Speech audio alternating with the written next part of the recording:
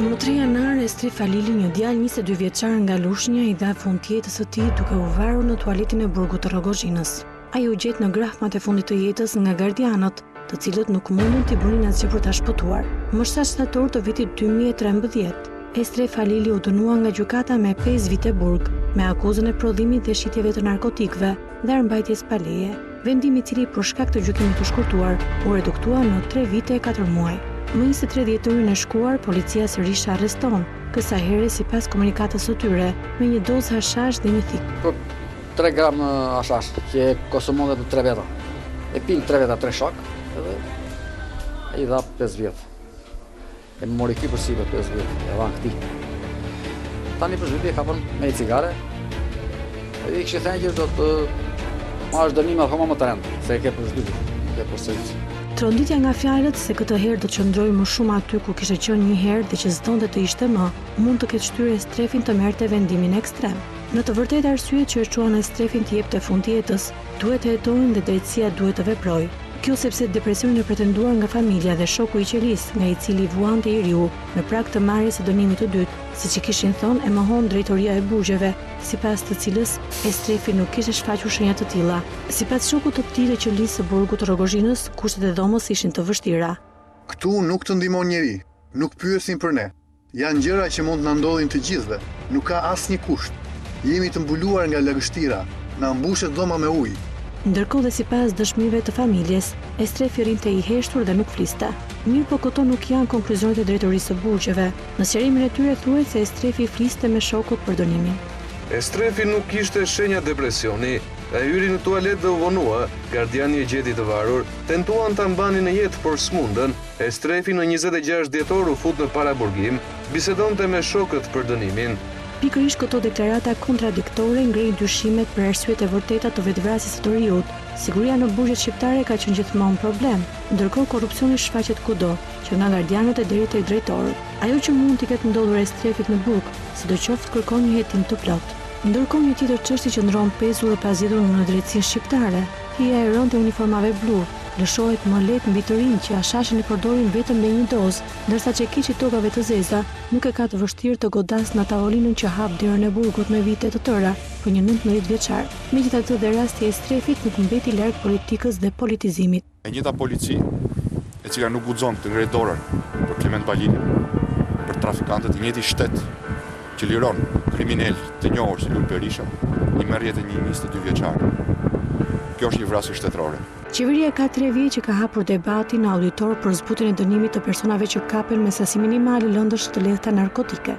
Konsumi dhe mbajtja e sasive që me ligj konsiderohen për përdorim vetjak, do I vijojë të jetë jo vepër penale, ndërkohë shitja, ofrimi për shitje, apo blerja, dhënia, mbajtja e sasive që konsiderohen mbi sasin për përdorim vetjak, do dënohet nga 1 deri në 5 vjet, ndërsa po kjo vepër kur kryhet në sasi të mëdha, do dënohet nga 7 deri në 10 vjet. Të tjerët propozojnë dekriminalizimin apo legalizimin e kanabisit, e ndërsa për ditë të rinj si Estrefi rrezikojnë të rinë vite në burg për një dozë hashash, në një burg që duhet të ishte institucion rehabilitimi, por që në të vërtetë është një institucion turpi, ku pasi ke dalë një herë rruga e kthimit është e shpejtë. Mbrëma dhe mirë se erdhët të nderuara zonja e zotrin, do të diskutojmë sot për jo vetëm fatin e 21 vjeçarit Estref Falili, I cili u vetvra në ambientet e burgut të Rrogozhinës, por në përgjithësi mbi problemin e burgjeve, gjendjen aty brenda, çfarë ndodh me ata që për momentin duhet kenë kufizuar vetëm lirinë dhe çfarë kushtesh duhet të përjetojnë. Drejtoria e burgjeve nuk e pati të mundur të ishte në këtë panel, por unë do t'i prezantoj menjëherë të pranishmit në këtë debat që do zhvillohet. Sokol Hazizaj, jurist, ndonë se në drejtim të burgimit ka përmirësime. Kushtet e para burgimit janë skandaloze. Proceset e gjykimit në përgjykata nuk ndryshojnë nga proceset para vitit 1990, ku dyshimi arsyeshëm është në favor të prokurorisë dhe jo qytetarit. Teoria e reformës në drejtësi e udhëhequr nga proverbi o sot o kur, është kthyer në sot më shumë se kur prej qytetarit.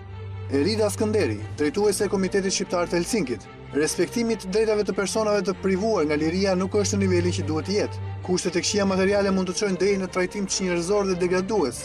Shërbimi shëndetësor dhe trajtimi psikosocial nuk është I duhur. Politika penale duhet të jetë më bashkëkohore. dhe burgu duhet të jetë masa e fundit për vepra penale me rrezikshmëri të ulët shoqërore. Enkelej Dalibeaj, drejtuesi i Departamentit të Sigurisë në Partinë Demokratike, niveli i demokracisë në një vend matet nga niveli i respektimit të drejtave të të burgosurve. Në Shqipëri ndodh që një iri 22 vjeçar, Estref Halili, burgoset pa drejtësisht nga shteti dhe vetvaret në burg. Një kryefamiljar 52 vjeçar, Qamil Zela, burgoset sepse nuk kishte para të paguante faturën e energjisë. Kriminali Lulzim Berisha nxirret para kohë nga burgu, me garancinë e majorancës. Në Shqipëri, qeveria ofron burg për qytetarin e varfër dhe liri për krimin. Alfred Koçobashi, drejtuesi i mekanizmit kombëtar për parandalimin e torturës në zyrën e avokatit të popullit. Burgjet shqiptare janë të mbipopulluara dhe kërkohet ndryshimi i legjislacionit për të mos dënuar me burg personat me rrezikshmëri të ulët shoqërore. Privimi i lirisë nëpërmjet dhënies së masës së sigurimit arrest me burg duhet konsideruar jo si opsioni kryesor, por si masa më e rëndë. Mbrëma, faleminderit që keni ardhur. Zotje Libeaj, ju ishit në familjen e të ndjerit Halili, i cili mori jetën e tij gjatë burgosjes në burgun e Rrogozhinës. Duhet ta bënit patjetër atë akt? Ishte nevojshëm të politizohet dhe një ngjarje e tillë? Jam drejt ta konsiderosh, kesh perceptimin për politizim ose përdorim politik të ngjarjes. Fakt, po të thellohesh juve dhe kushdo tjetër, dhe po ta shohim nga afër atë se çfarë ka ndodhur, do duhet që pyetjen që do duhet bënte të parën në këtë panel, apo dhe kudo tjetër, do të ishte, ose ka mundësi, kryeministri i këtij vendi, ai i cili bashkë me ministrin e Brendshëm apo bashkë me qeverinë e tij, të cilit që prej 3 vjet e gjysmë gjithë shqiptarët i kanë dhënë në tepsi të artë të ruaj jetën, shëndetin, pasurinë, të ardhmen e rinisë, nuk ka gjetur as edhe një tweet së paku të shpreh ngushëllimin ndaj tragjedisë së kësaj familje, të këputur në të gjitha anët. Si ka mundësi që asnjë institucion tjetër, asnjë nga ato autoritetet shtetërore të cilat kanë barrën, base nuk kanë ndjesinë dhe nuk kanë keqardhje për atë që ka ndodhur, por kanë barrën ligjore, para se të kenë dhe morale, për të ndodhur afër tragjedisë, për të gjetur shkaqet. Cila institucione? Ti marrim me radhë që ta bëjmë konkret bisedën. Ai ministri i Brendshëm që doli, si nuk gjeti një arsye për të parë nëse ishte i drejtë, nëse ishin kushtet për ta ndaluar atë djalosh 22 vjeçar, thjesht dhe vetëm sepse u dyshua se kishte një cigare hashash. Jo, cigaria ishte gjetur. Cigaria u gjatë kontrollit. Dhe e dyshuar se ishte hashash. Nëse do t'i qëndrojmë kronikës ashtu siç duhet. Do duhet, e nuk po flas këtu për ndonjë zemërgjerësi prindërore të tij apo të atyre policëve që për shkak të fryrjes bilancit të fundvitit kapin të vobektit dhe i shtyn mbas hekurave, e ndërkohë nga ana tjetër gjithë kriminalët më famkeq të këtij vendi sot e gjithë ditën lëvizin lirshëm në këtë vend. Si nuk e gjeti, të paktën të hidhte dritë mbi korrektësinë ligjore të veprimtarisë së policisë. Drejtoria e burgjeve. Si ka mundësi që u vjen një qytetar shqiptar, një i ri, në depresion total, siç edhe familjarët e thoshin, si nuk patën atë ndjesinë njerëzore mbi të gjitha, s'po them për detyrimin ligjor që kanë, që ashtu siç erdhi rënduar psikologjikisht, të paktën të kishin një lloj përkujdesi pak edhe më të madh për të parapritur çfarëdo lloj sjellje që mund të bënte siç edhe ndodhi në këtë rast. Askush deri më sot nuk ka shkuar dhe nuk ka thënë një gjysmë fjale. Se shkova unë, se shkoi kryetari i opozitës. Absolutisht nuk ishte as për përdorim politik dhe as për të nxjerrë në këtë rast në një fryt elektoral. Jo. Në analizë fundit, ajo që ka ndodhur Estref Halilit, ajo që ka ndodhur Qamil Zelës, siç u thashë edhe më parë, në analizë fundit janë krime shtetërore, Ilva. Vdekja e këtyre personave ka ndodhur brenda dhe nën përkujdesin e autoriteteve shtetërore dhe janë krime shtetërore dhe dikush nga politika, sa do zemërgur qoftë ajo, do duhet të ulet në nivelin e dhimbjes së këtyre njerëzve dhe të shkojë pak në të pyesi për arsyen se pse ndodhi. Okej, po për I te letësoj pyetjes, për aq sa ç'mundet. Unë jam më dakord me Kjo pjesën e parë kjo që ishte- institucionet duhet kishin reaguar dhe të fillonin të hetonin plotësisht çfarë ka ndodhur me ngjarjen. Po, edhe Përpara se politika, çka politika, se edhe politika, edhe pse nuk krime ka... shtetërore në edhe Shqipëri në politika, këto edhe pse 25 nuk vite ka pasur shumë që janë ende të pasbardhura e Ajo pa opozitës ndëshkuara. sot, nesër qeverisi, edhe pse nuk ka ndonjë instrumente, po ka sigurisht instrumenta. Ka instrumenta. Denoncimi publik, kërkesat zyrtare që mund bëjnë parlament për interpelancë, apo dhe shumë mjetet të tjera, i ka këto, nuk do duhet jetë dhe ajo të rri, e stepur dhe të pres, derisa dal nga gjumi letargjik kjo qeveri, që me sa duket e ka shumë të gjatë. Kështu që mirë është që pak më njerëzëlik në çfarë do lloj konsiderate që mund të japin çfarë do lloj lëvizje, po themi edhe politike, po doni ju. Fundit, ju e keni bërë emisionin sot, jo thjesht dhe vetën sepse ndodhi një vetvarje në burgun e Rogozhinës, por faktit sepse mori eko mediatike edhe nga vajtja e disa përfaqësuese të opozitës atje. Unë shpresoj që edhe sot apo dhe nesër, pasi të shohin emisionin tuaj, këto institucione të vonuara sa që janë, të paktën të hedhin dritë, sepse prindrit atij djali, i vllai atij djali, kërkonin pikërisht këtë, qartësi. Nuk po them për kërkesën tjetër, do ta mbyll këtu pastaj me gjitha mallgjibet e tjera, me kërkesën e të ëmës. E çova të gjallë në burg, shtetit ma kthej të gjallë. Kjo ishte kërkesa e nënës atij.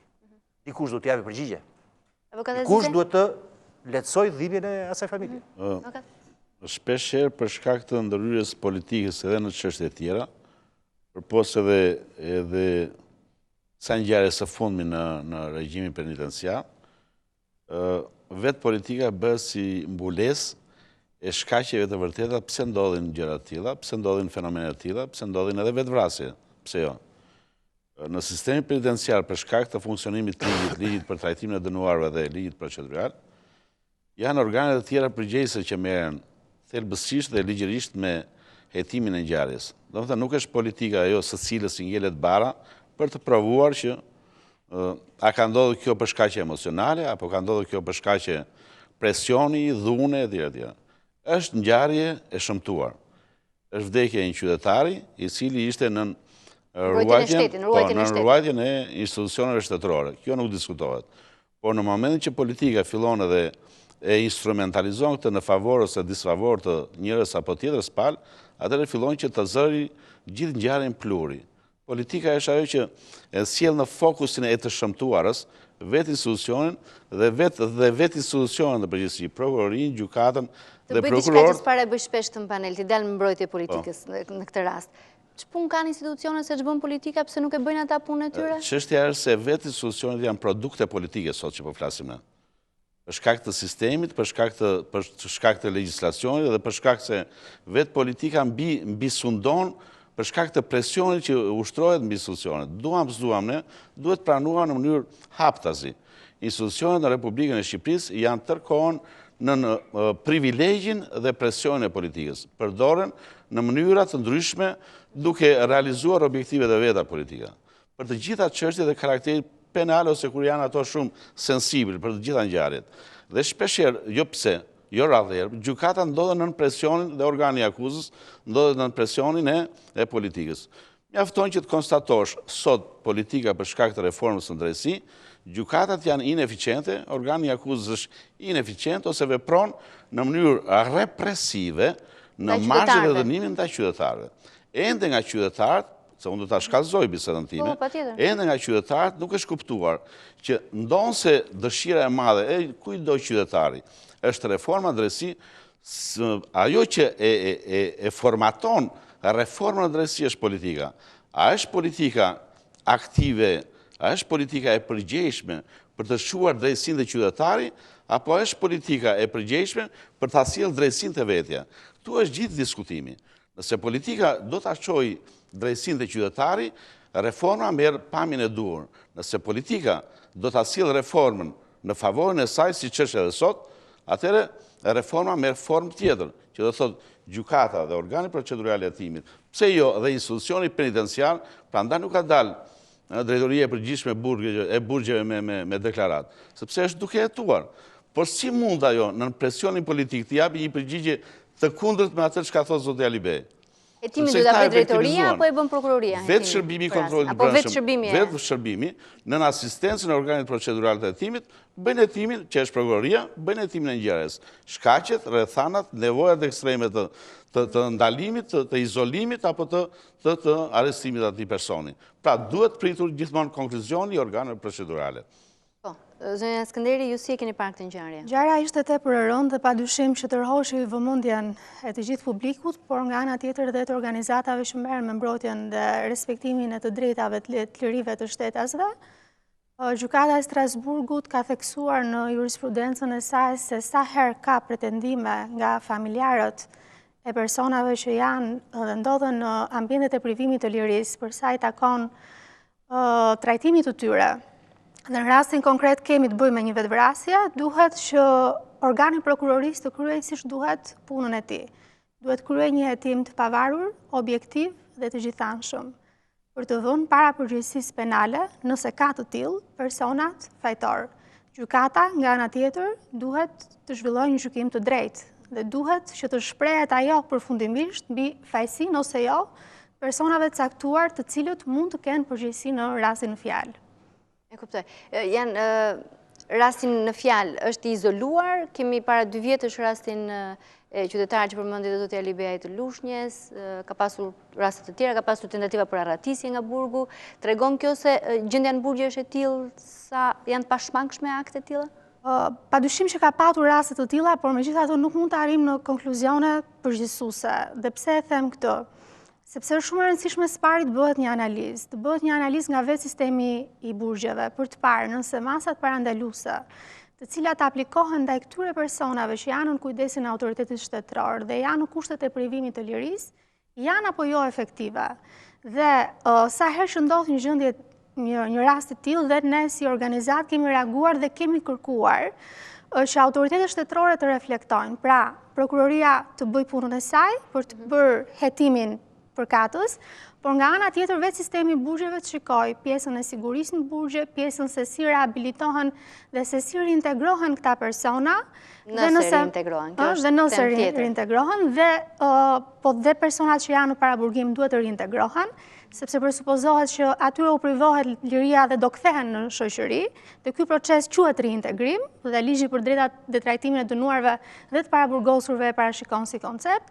Kështu që është shumë e rëndësishme që të bëhet një analizë e brendshme dhe për të parë nëse në mënyrë zinxhir precedent të tillë reflektojnë apo jo situatën e përgjithshme dhe në institucionet e tjera të privimit lirisë. Okej, zoti Koçobashi, keni më shumë informacion si profesuesi i avokatit të popullit për këtë rast, çfarë ka ndodhur? Po, sigurisht si antar i mekanizmit kombëtar të parandalimit të torturës, ne jemi direkt të interesuar dhe të prekur nga kjo ngjarje, sepse kjo ngjarje është një përsëritje e 2 viteve më vonë, pra pikërisht tek burgu i Rogozhinës dhe një vetvrasje tjetër, kjo se e kujtojmë, një person i cili kishte lidhur energjinë elektrike dhe një dyqani, një person pa precedent penal në gjendje depresioni, pikërisht 2 qeli përtej kësaj qelije të personit në fjalë, vari veten. Dhe mekanizmi kombëtar i parandalimit të torturës, avokati i popullit bëri një hetim të përgjithshëm dhe dërgoi edhe pranë prokurisë personat përgjegjës në atë burg. Drejtori burgut, përgjegjësit e sektorit social të gjithë u shkarkuan nga detyra, u nxorën detyrat e duhura për sa i përket observimit mjekësor edhe tjera teknikalitete dhe pas 2 vjetësh në të njëjtat kushte ndodh prap një humbje jete e pa justifikuar. Ne kemi qik luksin të jemi përtej këtyre ngarkesave politike, jemi të 10 vite që në ndërtimin e këtij institucioni kemi lidhje dhe me zhvillimet e mekanizmave rajonal dhe ndërkombëtar, për ne është avancimi sistemik dhe sistemi burgjeve në Shqipëri ka probleme, ka progres të vazhdueshëm nga një administratë tjetër, ka problemet të trashëguara nga kushte materiale të një sistemi të kaluar, sepse tashti jemi në një sistem me 2 shpejtësi, kemi burgje si burgu i Firit, i Beratit e tjera që janë në nivelit të bashkimit Europian, po kemi edhe burgje si të Pelenës edhe Rogozhinës të trashëguara nga një sistem i kaluar të cilët vetë kushtet materiale janë degraduese dhe privojnë çdo lloj shërbimi, dhe në këtë sfidë të përbashkët, krahas zhvillimeve pozitive janë këto ngjarje hubje jete, të cilët na bëjnë të mos jemi entuziastë dhe të jemi kritik dhe të reflektojmë për ndryshimin e mëtejshëm të sistemit.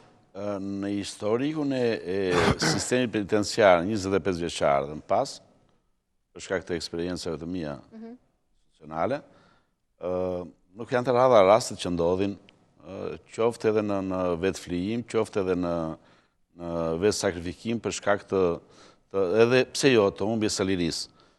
Çështja është se shumë prej personave cilët të mendojnë dhe arsyetojnë që dënimi është i padrejtë ose masa e sigurimit është e padrejtë, nuk e përballojnë dot humbjen e lirisë. Kjo nuk do të thotë të justifikosh të gjithë procesin që ndodh më pas, që është vetë sakrifikimi i personave. Jo, dhe ata që nuk përballojnë dot, ka një psikolog që i ndihmon, i trajton? Padyshim ka psikolog brenda sistemit të burgjeve. Një për gjithë burgun, që Jo, shkon një herë në javë. ka disa për çdo burg. Ka disa. Se buzëqesh, zonja Skënderbeut. Në këtë rast është një... Ja që ti marrë në përfundoj zë të Të vijoj atë çka thash. Të vijoj deri në fund mendimin, që do të thotë se përjetimi i mungesës së lirisë është i ndryshëm në qytetarë të ndryshëm. Po, sigurisht. Por në momentin, edhe njëherë, përdorimi i viktimave nga të tjerët për arsye pse jo dhe politike, aty pastaj fillon prishet vetë sistemi. Përfitojnë tani që në sistemi penitenciar, sistemi i ruajtjes së brendshme, tërësia e policave, ata që angazhohen në hetimin e gjës që ndodh tani, e faktit juridik që ndodh tani, të bëjnë një punë serioze mbi shkaqjet për të cilat ndodhi kjo, dhe arsyet për të cilat ndodhi kjo. Këtu sistemi... Mos ta bëjnë këtë punën serioze? Sepse kur jenë në presion në mënyrë të përditshme që kjo ngjarje ndodhi për këtë arsye, u dënua për një cigar ose një tjetër për këtë e tjera, padyshim fshihen defektet. Nuk është se ndihmon sistemin. Shteti nuk mund të flasim se këta nuk janë fëmijë që u intimidokan. Këta janë drejtues zyrtar institucionesh. Ata të emëruar janë nga politika. Nuk janë të gjithë të emëruar nga politika, se po e thjeshton pak. Ose po ja vë kusur e gjitha politikës? Jo për arsye të politikës madhe. Bëhet fjalë për çdo burge, për çdo regjim penitenciar, janë të tjera ata që ndryjnë për emërimin e personave. Dhe po shikosh shkallën e kualifikimit të tyre. Ja, ta kapim këtu. Përgjegjësia është ke drejtuesit e këtyre burgjeve. Dhe kush i ka emëruar ata? Po kjo është hetimi, kjo është efekti i hetimit. Domethënë, atë që këta pengojnë nëpërmjet elaborimit të fjalës se ky është presion, ky është i filanit, ky është i atij, ky është i atij. Kjo bën sjell rezultatin që të mos hetohet ngjarja. Kjo sjell rezultatin. Në momentin që gjykata, prokuroria, organi i hetimit, shërbimi i brendshëm është nën presionin e gjithë fjalës që përdoret mediatikisht nga politika, rezultati është nxjerrë, se nxjerrin një tavlla, nuk e nxjerr organi i hetimit. Okej, ka diçka ta jap më një herë Libeaj, se kishte diçka. Në këtë rast problematika është e kushteve materiale degraduese të këtij institucioni të trashëguar, i cili nuk mund të rehabilitohet. I tillë është. Jo që ta kuptoj, si është i trashëguar dhe ta lëmë kështu. Burgu i Rogozhinës është një strukturë e tillë e cila nuk siguron observim, nuk siguron shërbime, nuk siguron shërbime esenciale në ato ditët e para. Dhe psikologët dhe punojësit sociale kanë të pamujtur që të kryejnë funksionet e tyre. Kjo ngarkohet më tepër edhe nga mipopullimi, të cilët për arsye mipopullimit edhe këto dhomat e observimit, dhe këto klasat, dhe këto dhomat e shërbimeve të këtyre janë të kthyer në ja u kanë pranuar ju si institucion, si avokat të popullit, që ne nuk kemi të bëjmë fare me këtë burg? Ne për 4 vite me radhë, ne kemi rekomanduar për burgun e Rogozhinës që të përmirësohen dhe të ketë këtë ndërhyrje, të mbyllet dhe derisa të krijohet një institucion i ri, ose nuk është e mujtur që të mbyllet, të përmirësohen këto kushte, të ulet mi popullimi, dhomat e observimeve të dhomat e observimit. Çfarë ka ndodhur me rekomandimet? Rekomandimet pranohen, ka një qasje pozitive, po është e pamujtur sepse mi popullimi ka të bëjë me politikën penale dhe ne në sistemin penitenciar apo në sistemin e jurisprudencës kemi hupar atë unitetin e materijës juridike, e kemi të i kaluar të ndarjen e pushteteve në nivel shqiptar, për të cilët dikush akuzon, dikush denon, dikush mirëman dhe nuk ka një përqendrim të personit që një ky person, cila duhet jetë masa e caktuar, cila duhet jetë ndërhyrja imediate e këtij personi, por dhe më thënë gjithë kush ka ato fushat e veta dhe në kushte të tilla kur nuk ka mjete financiare apo godina, ndodhin këto raste. Përgjithësi ka çdo titullar institucionit, çdo drejtor burgut dhe çdo titullar seksionit atje, që çdo person që hyn në 7 ditë e para me këtë ngarkesë psikologjike duhet të observohet, duhet të intervistohet, pra duhet të njihen si caktohet zonë rreziku këto 7 ditë e para, njihen si më të rrezikshme, më të vështira. Sigurisht, dhe një ky rast i vetvrasjes është i njëjti me rastin e vetvrasjes para 3 vjeteve. Avokati popullit, prokuroria, bërë në të gjithë mjekjet penale, përgjithësitë e gjitha, po prapë përsëritet me të njëjtën modalitete. Dhe po të njëjtin burg. Kjo është fatale pasaj që është përsëritur po ke burgu Rrogozhinë. E ke në lidhje me këtë se kishte diçka ride apo të kthehemi më pas? Është fatkeqësi e madhe, ta mbaroj nëse do. Po. Është fatkeqësi e madhe për një shoqëri që nuk gjen forcë të reagojë edhe për tragjedinë si punë e kësaj. Është fatkeqësi akoma më e madhe kur edhe reagime, qofshin edhe të politikës, anatemohen dhe shifen dhe konsiderohen si alibi për mosveprimin e institucioneve të cilat me ligje kanë këtë detyrim. Po flet me kode për avokatin. Po qoftë edhe për kolegun. Absolutisht unë e refuzoj totalisht atë qëndrimin gjasme neutral që kur futet politika prish punë. Jo, absolutisht jo. Dhe t'ju bëj një arsyetim fare të thjeshtë dhe kush do të ta kuptoj. Për atë ngjarje që ka ndodhur. Ndoshta mund të mos e parandalonin. Tek e fundit, askush nuk e di se çfarë shkon në mendjen e një të riu, në depresion, i pa punë, i pa shpresë, pa shkollë, pa të ardhmë. E që më tepër e gjen dhe fatkeqësia që ta marrin dhe ta rrasin në burg pa shkak, ose të paktën pa një shkak moralisht të qëndrueshëm. Gjithsesi, askush nuk hedh fall. Për shkaqe morale nuk shkon njëri në burg. Askush nuk hedh fall për të parë qofte edhe administrata e burgjeve për të parë se çfarë veprimi do të mund të bëj një dënuar. Po. Ja do të them një gjë këtu. Burgu i Rrogozhinës, një gjë që familjarët e kërkonin, dhe që është me detyrim ligjor, është jetë edhe një psikolog. Dhe nuk është? Nuk ka. Nuk ka fare burgu? Nuk kishte. E kemi dhe ne të pamundur ta verifikojmë se s'kemi dikë nga burgjet. Nuk mbaron sot, nesër ka ditë prap mund ta verifikosh. Nuk ka psikolog dhe pse është në gjendjen që ka gjitha të probleme. Megjithatë pas ngjarjes e rënd sa ç'është, sigurisht frika më e madhe është që të mund të ripërsëritet. Ndodhi me të ndjerin Qamil Zela, ndodhi dhe me të riun tashmë. E me këtë situatë, me këtë psikozë, terrori, dhune, burgimi që qeveria është duke injektuar në gjithë shoqërinë shqiptare, është e pritshme që të ndodhë përsëri. Minimalisht janë këto institucione që do duhet kishin thënë diçka dhe do duhet kishin vepruar. Ministri i Brendshëm, 1. Shërbimi i çështjeve dhe kontrollit brendshëm në Policinë e Shtetit për të parë korrekcinë ligjore të policisë. Vetë burgjet duhet kishin folur? Prit. Ministri i Drejtësisë, para të shkojnë te burgjeve, ka hierarki, do duhet flas. Drejtori i përgjithshëm i burgjeve, jo vetëm duhet flas, po duhet veproj. Shërbimi i kontrollit të burgjeve, që varet nga Ministri i Drejtësisë, që ka detyrë pikërisht që çdo incident që ndodh, spaku do duhet shkoj i pari atje dhe të zbardh ngjarjen. 5. E të mos flas pastaj edhe për zotrin, avokati popullit. Do duhet ishte një nga të parët që do duhet kishte çuar, nuk e di, nëse keni çuar, do keni bërë mirë. Reagim publik kanë bërë, nuk e di për verifikim më tepër. Bravo. Po dhe shoqëria civile, nuk e dëgjova nga zonja. M'fal, jemi sot për të folur për një gjë që është shumë më e madhe se sa edhe ndjesitë tuaja. Po ju ktheve dhe medias, ja ku po e bëjmë debatin, kështu që media ka bërë atë punë pavarësisht konsideratën e saj që paragjykon për çfarë do lloj veprimi që mund të bëhet edhe politikisht. Dhe në fund fare të themi atë që bën politika. Kur të gjithë këto trupa që do duhet të jenë promotor, do duhet vënë lëvizje reagimin institucional, fatkeqësisht nuk e kemi atë popullor, për fatkeqësinë e gjithëve, po për sa kohë nuk kemi gjithë këto motor të cilët do duhet ta shtyjnë për ta zbardhur minimalisht dhe për ta parandaluar në të ardhmen. E pse në qenë kërka moralisht mëkat që dikush të reagojë qoftë dhe politik? Okej, më do të shkem publicitet. Kjo besojmë do duhet ishte një psikoz Kur të kthehemi nga publiciteti, lutem. Psikozë që çdo kush, politika ka mëkatet e veta, absolutisht po.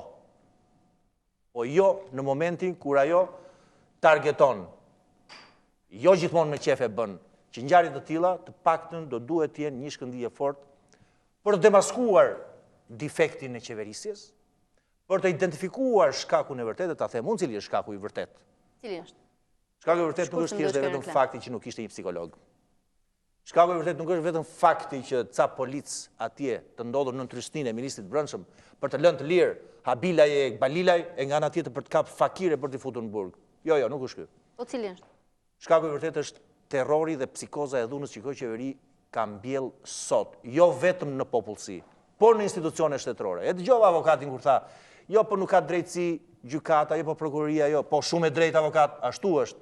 Po ku ka gjyqtar e prokuror sot i rezistoj dhunës intensive që kryeministri, ministri i brendshëm dhe i drejtësisë bën ndaj sistemi drejtësisë gjithmonë në alibin për ta reformuar. Ja kjo është dhuni referohesh kërkesave për ndryshuar, për zbatuar ligjin.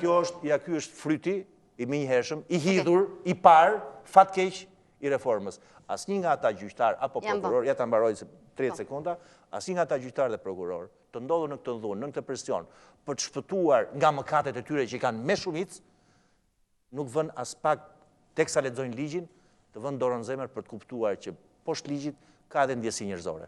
Kjo na mungon e gjithëve, si shoqëri, si institucione. Mungesa e ndjesisë njerëzore, as pak dëmsuri për atë çka ndodh. Fatkeqësia është që me shumë gjas të tilla situata do të mund edhe të përsëriten në të ardhmen. Shpresojmë që jo. Pas publicitetit rikthehemi një herë në debat.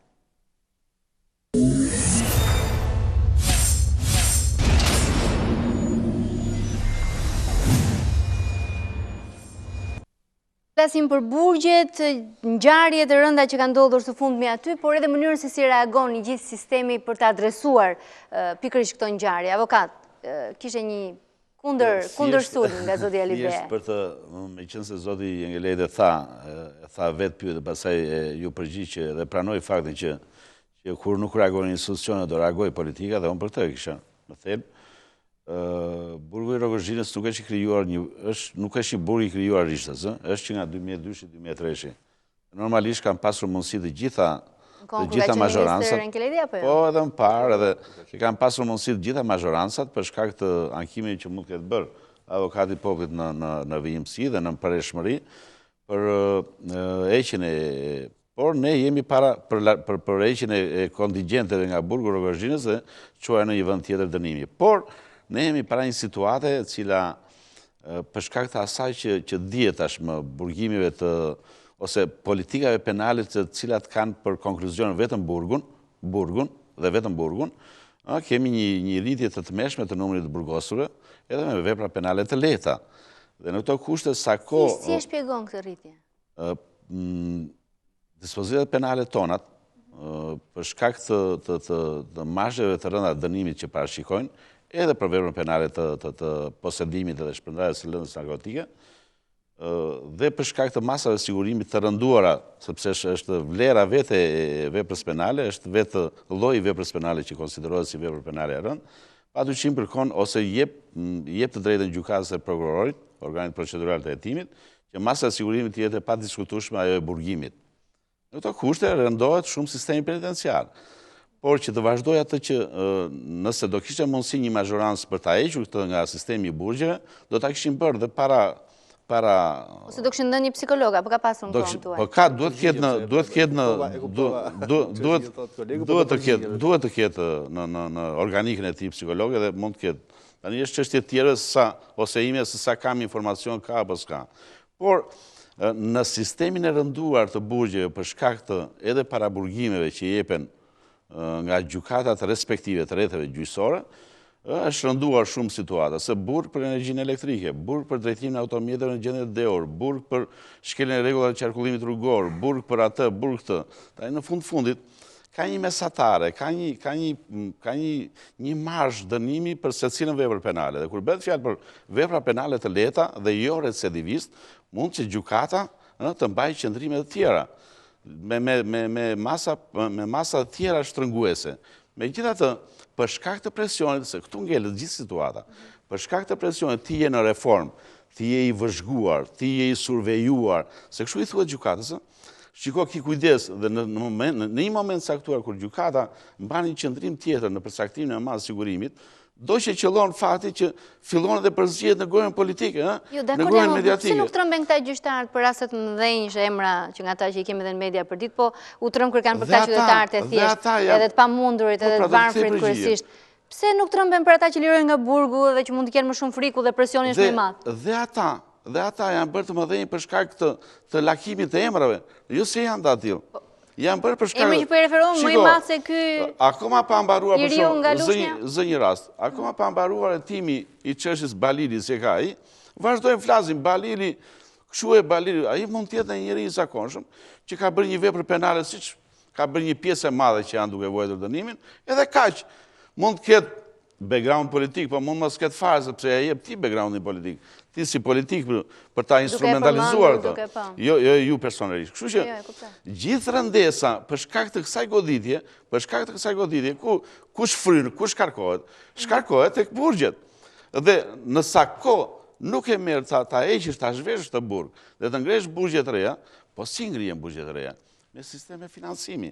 Po kush e ka sistemin e financimit? Po politika pa. Po kush e ka buxhetin? Po unë e kam buxhetin. Unë vetëm burgje të financuara nga BE-ja kam dëgjuar ose nga projekte të ndryshme. Nuk di ndonjë financim tjetër. Po sot garancia e shtetit nuk mund të japë as BE-ja as Banka Botërore. Po dhe ato që kam dëgjuar unë pakën ka qenë financime donatorësh. Në të gjithë diskutimin, krijohet një hapësirë e formatit rrethviçoz. Ne vazhdojmë edhe fjalën dhe përsëri vete pasojë fjalës së të njëjtin vend. A kanë mangësi, ta mbaroj. A kanë mangësi sistemi penitenciar në kuptim ligjor, po pa diskutim, prandaj bëjmë vërejtjet nga avokati i popullit, nga Komiteti i Helsinkit, nga institucionet ndërkombëtare. Por ky është standardi, dhe standardi i burgjeve, e nderuar di çfarësh, është i barazvlefshëm me standardin e shoqërisë. Nuk ka asgjë më tepër. Nëse shoqëria, nëse mbi shoqërinë... Në këtë i bie ta lëm debatin. Jo. Jo, dakor, po... Nëse shoqërisë i thuhet gjithmonë burg, nuk ka nevojë të ekzistojnë burget, sepse vetë shoqëria merr pamjen e burgut. Dhe ne sot jemi në situatë aty. Ka kush, jo nga unë. Të flas pak zonja Skënderaj. Shumë pak, edhe e kam shumë, do jap vetëm statistika. Kush do pastaj do të kuptoj. Paktën në këto 3 vjet qeverisje. Vetëm për vjedhjet e energjisë, vetëm për këtë vjedhjet e energjisë, burgjet shqiptare janë frekuentuar nga shqiptarët për shkak të kësaj qeverie në masë 38.000. Nuk jam duke thënë që dua ta amnistoj vjedhjen e energjisë elektrike. Po jam duke thënë që 38.000 shqiptarë, të cilët janë burgosur për këtë, janë në pamundësi financiare për ta paguar. Kapacitetet e burgjeve sot, nuk janë dënuar me burg ata që nuk kanë mundësi të paguajnë. Janë dënuar ata që e kanë rilidhur dhe kanë vazhduar atë që është konsideruar si vjedhje. Në di fare mirë se çfarë do të thotë. Por nëse do të thellohemi pak në fenomen, unë nuk do të pranoja kurrësi që shqiptarët janë një racë e dashuruar mbas vjedhjes. Këtë nuk e pranoj. Mbas abuzimit mund ta pranoj? Absolutisht jo. Nuk janë. Po që janë një shoqëri e varfër dhe që varfërohen e mjerohen për ditë, e shkaku kryesor, jo i vetmi, po kryesor, është qeverisja e këtij vendit, besoj dhe këtë e pranon gjithkush. Si shpjegon që pensionistët janë të parë dhe më korrektët që e paguajnë dhe kanë më pak të ardhura se të gjithë tjerët? Dhe që futen në burg, dhe që janë futur në burg 38.000 shqiptarë vetëm për këtë, s'po marr për historinë e ndërtimeve pa leje, brenda shtëpisë tyre, apo historira të tjera të ngjashme. Ku do të dalësh, lutem, se që ta hapim pak panelin. E thash statistikën e parë. Statistika e dytë. 5.455 sot që flasim, tani që flasim, është kapaciteti normal i sistemit penitenciar në Shqipëri. A di sa janë?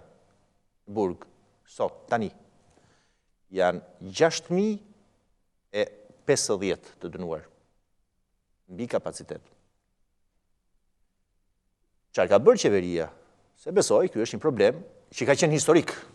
Këtu nuk do t'ja vëfajnë vetëm kësaj qeverie. Është problem historik çështja e mbi popullimit. Çfarë do duhet bëj? Një është financimi.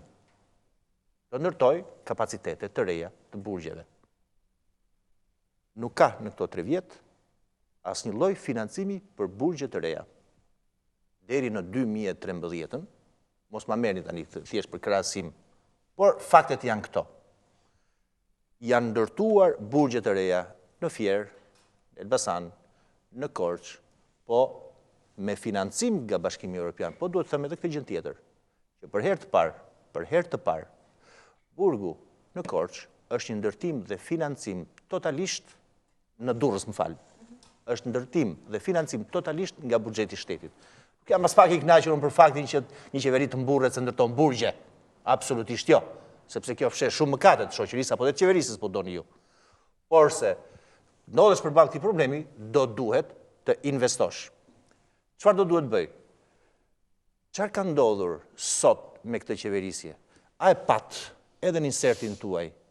Vetë një përfaqësues qeverisë ishte ministri i Brendshëm, i cili flet, do rrisim dënimin me burgim për vepra penale, për trafikimin. Në këtë rast thoshte do e ulim për dërusit. Dhe jo, nuk ishte ashtu. Ktheni edhe një herë dhe tha, do të vijoj të qëndroj e pa penalizuar çështja e përdorimit edhe sot.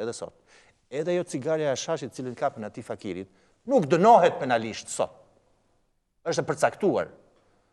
Por fakti është që ndodh që ministri i Brendshëm, që për nga natyra edhe e postit, është fytyra represive e shtetit dhe thot burg. Po ka 3 vjetë që refreni kryeministrit është burg. Dhe asgjë për të çliruar psikozën që do duhet jetë në shoqëri. Para 2013-ës, ju sjellë statistikat e këtu do ta mbyll. Edhe ne kishim këtë problem. Absolutisht, edhe mbi popullimi, po çfarë bëm? Minimalisht shtuam disa instrumenta të tjerë penal, alternativat e dënimit me burgim. I din kolegët fare mirë. 2008 ka qenë ndryshimet në kodin penal. To i shtojnë gjyqtarët, si alternativa, apo i shtojnë qeveria i herë, pasandaj i zbatojnë gjyqtarët. Është politikë qeveritare. Gjyqtarët i kanë dhe sot dënimet alternative dhe nuk i japin. Është politikë qeveritare, do Nuk flasim. e ka fajin qeveria për vendimet që japin gjyqtarët. Mirë, pra do flasim për atë, po jam duke folur për vizionin qeverisës, për vizionin qeveritar, për burimin e gjës. Pastaj për zbatimin është tjetër gjë. Për herë të parë në 2008-ën u krijua edhe ndoshta një nga institucionet e suksesshme. Keni dëgjuar për shërbimin e provës? Që ishte një masë e cila ishte nevojshme, domosdoshme, deri në farmase e suksesshme. E përfitojnë kryesisht ata që kanë mundësira. Që do të thotë, çfarë do të thotë? Çfarë do të thotë si politikë qeveritare, Ilva, pasandaj se ç'ndodh. Si politikë qeveritare do të thotë, nuk është burgu gjithmonë zgjidhja e duhur për të ndëshkuar dhe për të rehabilituar. Do thot avokatit s'punojnë ato... Dora e ngrohtë e shtetit. Do thot nuk punojnë asë në kohën tuaj. Ska lidhje me atë është diçka tjetër. Çfarë po thon zoti Libe? Ta mbaroj. Po, dakor, po. Ta mbaroj dhe pasandaj. Kam durimin t'ju dëgjoj. Dakor. Që po flasim për vizionin politik të një qeverie.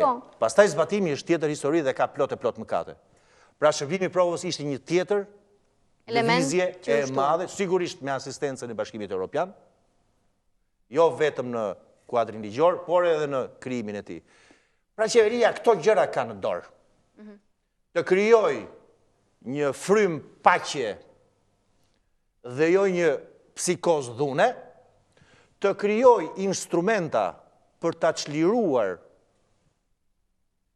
frymën asfiksuese që shteti gjithmonë e ka ndaj popullsisë, të mos krijoj presion ndaj institucioneve e kryesisht ndaj gjykatës e prokurisë që ka ndodhur. Dhe e fundit që po e mbyll, që sapo meri do më thënë, keni vërre që kjo qeveri mburret për 2 gjëra lidhur me këtë çështje. Për numrin e madh burgosurve, 38.000 ishin vetëm për energjinë, dhe nga tjetër mburret për numrin e madh të amnistisë. Çdo vit ke nga amnisti nga kjo qeveri. Nga të gjitha qeveritë. Jo. Nga të gjitha qeveritë ka pasur amnisti. Jo, s'është e vërtet, të sfidoj ty dhe këdo me statistika. Kam avokatin për ndim. Unë të sfidoj ty, pastaj u kam qenë vetë në ato pozicione. Në 2012 nga bërë amnistin, 2013 nga bërë amnistin. Çdo vit nuk më vjen asnjë vit ndërmjet që s'ka pas amnisti. Nga 2013, 2014, 2015, 2016, siç edhe tani ndodhi, vetëm amnisti. E di çfarë do të thotë për një qeveri kjo? Duhet ta vazhdojmë debatin me gjithë panelin. E di çfarë do të thotë për një qeveri? Që do të thotë ka marrë në dorë dhe skeptrin e drejtësisë, e ka spostuar totalisht sistemin e drejtësisë. Po patjetër që duhet Kjo që burgos është kjo që liron. E ka Erida fjalën, e ke batut të shkurtër. Avokat, unë nuk e Këta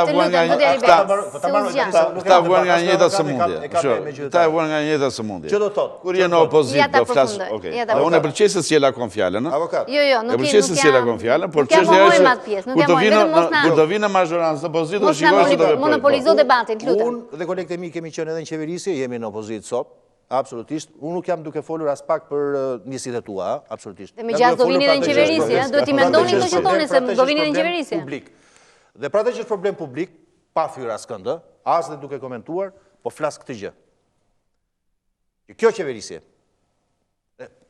nuk e di, unë sot jam i vetmi njeri i veshur politikë, absolutisht tu, ju kërkoj edhe ndjesë, dhe po bëni ç'është e mundur që ta mbani atë pjesë. Nuk lejohet domethënë të flisin konsiderata politike, po të paktën publiku do duhet ta dëgjojë këtë. Konsiderata e fundi ishte kjo, që kjo qeverisje, është mbahet dhe mburret pikërisht për këto dy gjëra, që është ndoshta deformimi më i madh institucional që i ndodh edhe koncepteve bazë juridike. Ka marrë në dorë edhe drejtësinë. Është kjo që burgos dhe kjo që liron. Dhe kjo do duhet nxjerrim konkluzione të mëdha. E konstatova që sëmundja e qenies në opozitë dhe pozitë ka të njëjtën sinkron, ka të njëjtën sindrom. Kështu që në këto kushte unë nuk e vërteta është që amnisti, procesi i amnistimit të veprave dhe dënuarve ka kaluar njësoj edhe në majorancën e kaluar, kësaj radhe është bërë në thuajse në mënyrë të përditshme. Por nuk është faj politika penale e amnistimit, nuk është faj. Edhe politika, mos harrojmë, edhe politika penale e faljes nuk është faj. Madje unë po them para 2013 ka pasur një konflikt midis majorancës dhe presidentit dhe u bë ligji për faljet. Vetëm për shkak të konfliktit që ishte ish kryeministri me presidentin e Republikës. Domethënë, menaxhimi shpeshherë i politikave penale, i faljes edhe i amnistisë është brenda partisë.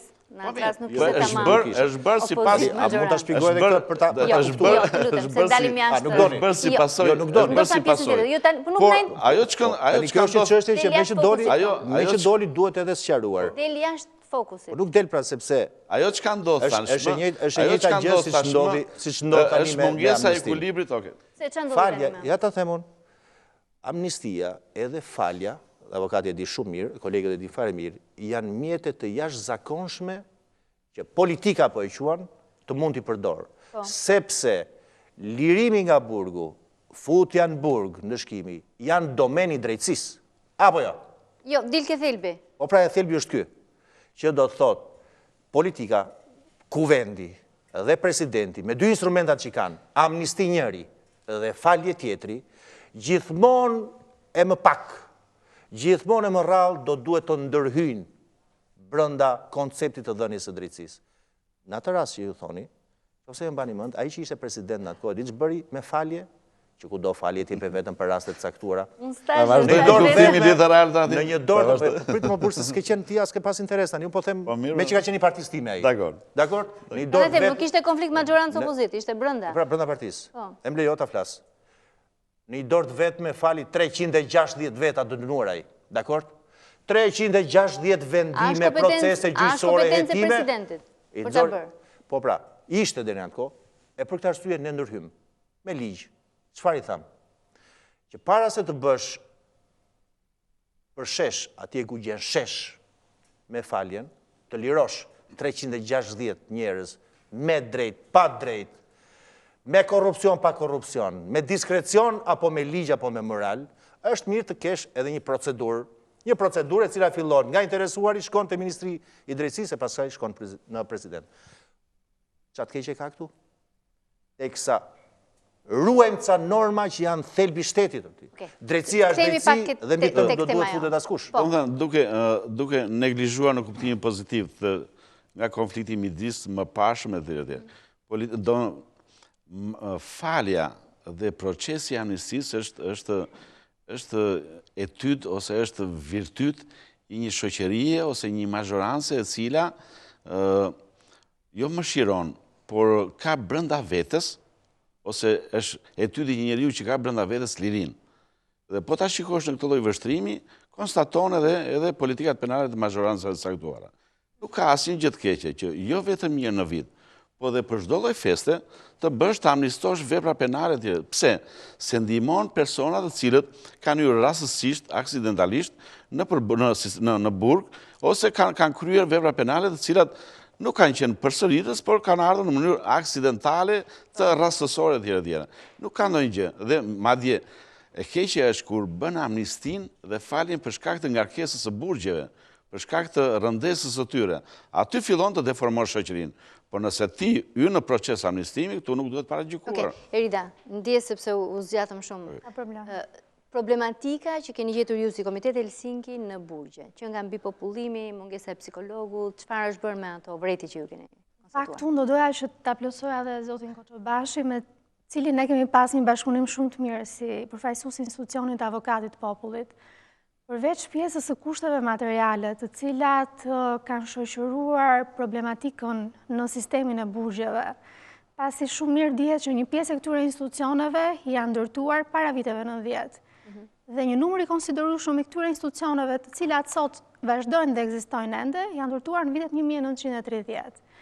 Pra, infrastruktura e këtyre institucioneve të cilat dikur kanë shërbyer dhe si kampe përqendrimi apo si institucione ku janë vendosur le të themi ata që dikur quheshin kundërshtarët e sistemit, nuk është e përshtatshme me ato koncepte të cilat legjislacioni i sotshëm penitenciar dhe konkretisht ligji për trajtimin dhe të drejtat e të dënuarve dhe personave të paraburgosur, konventat ndërkombëtare ku ka aderuar shteti ynë, sikurse është Konventa Evropiane e Drejtave të Njerëzit, Konventa e Kombeve të Bashkuara kundër torturës, standardet e Komitetit për parandalimin e torturës.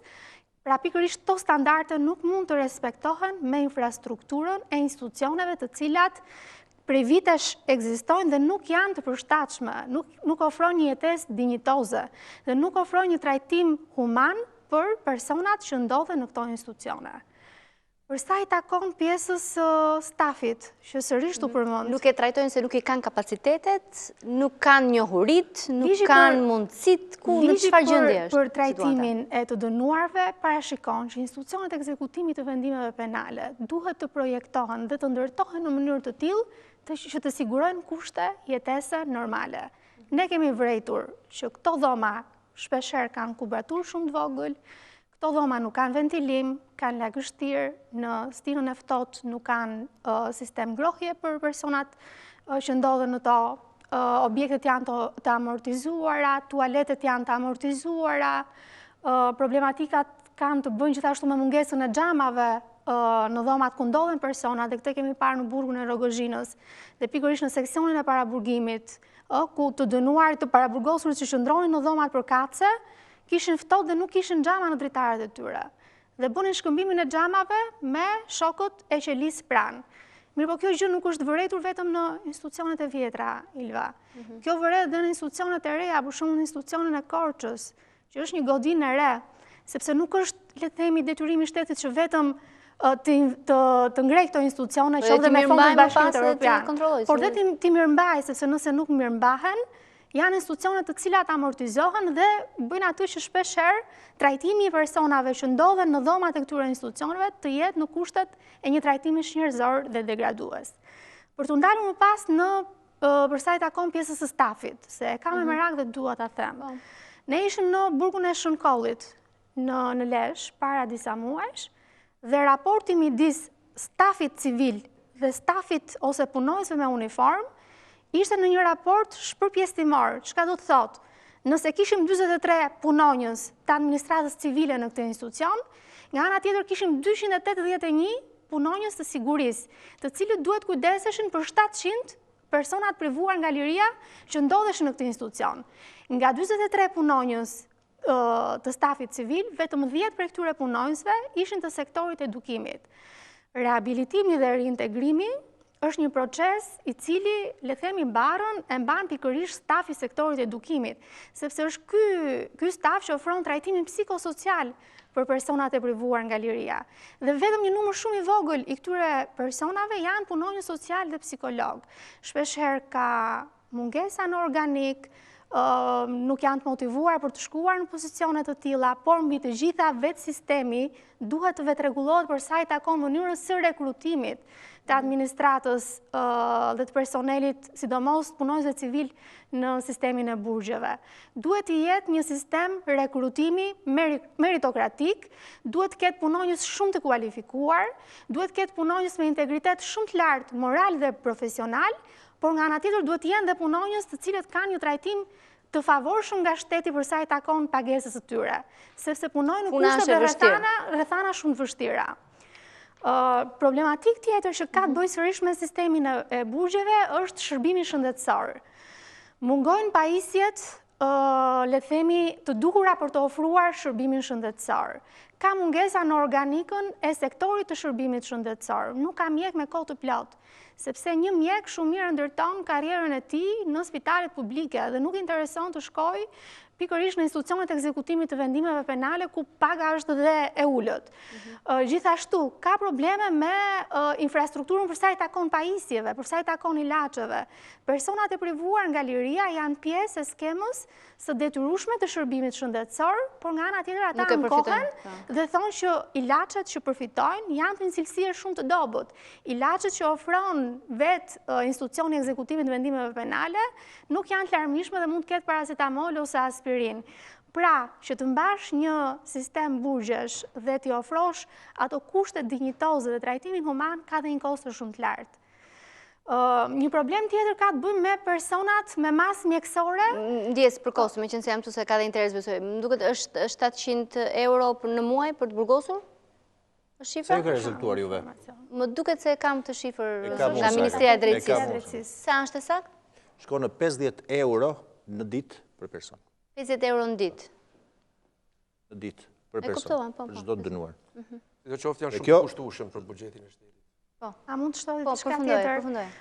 Personat me masë mjekësore mjekimi detyruar, për cilat gjykata ka pushuar çështje penale sepse janë deklaruar të papërgjegjshëm nga pikpamja mendore. U bën 2 dekada Ilva, për cilat shteti ende nuk ka marrë një masë për këta persona dhe i ka akomoduar në sistemin e burgjeve.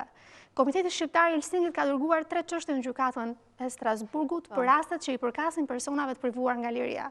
Kështu që kjo është një mënyrë reagimi shumë e fortë. Nuk ka ndonjë organizat tjetër që t'i drejtuar gjykatës së Strasburgut për çështje që i përkasin pikërisht sistemit burgjeve.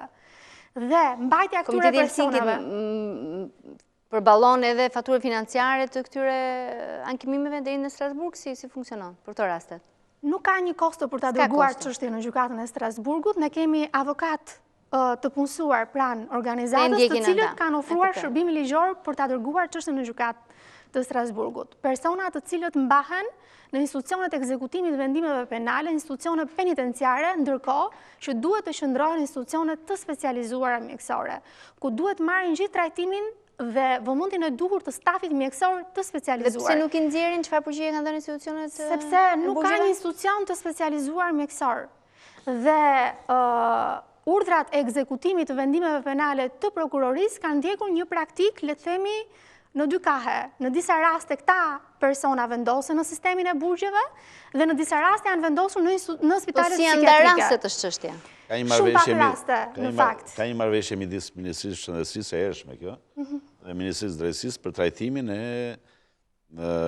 këtyre personave që me vendim gjykatës janë shpallur papërgjegjshëm. Dhe është Spitali Psikiatrik i Elbasanit, mos gabojm, dhe i Vlorës. Por për shkak të mungesës gjitha brenda sistemit të burgjeve. Ato janë psikiatri civile dhe nuk kanë asnjë nga ato me mjekim të detyruar. Sot janë 120 të sumuar mendor me mjekim të detyruar, të cilët në kundërshtim me ligjin dhe respektimin e drejtave të njerëzit vuajnë dënimin në burgje, sepse nuk është krijuar institucioni penal psikiatrik në kundërshtim me rekomandimet e CPT-s dhe me vendimet e gjykatës Strasburgut, të cilat kanë penalizuar shumë shtete për këtë gjendje. Okej, pas publicitetit e vazhdojmë debat. Ka dhe mungesë personeli, më duhet, në këto 2. Rikthehemi pas pak.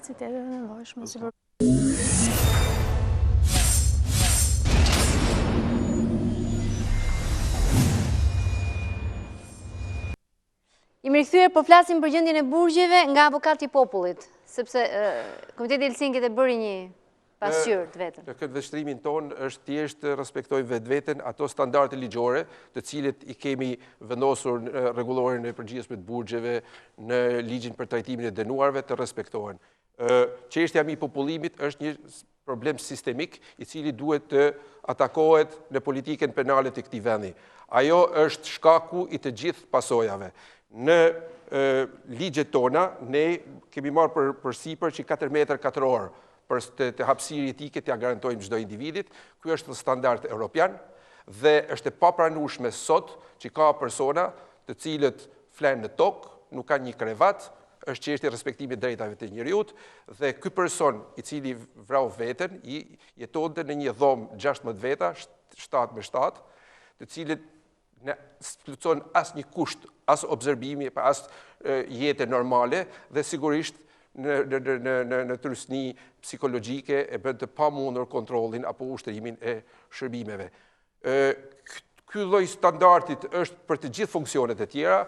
Në burgje ne kemi marrë përsipër të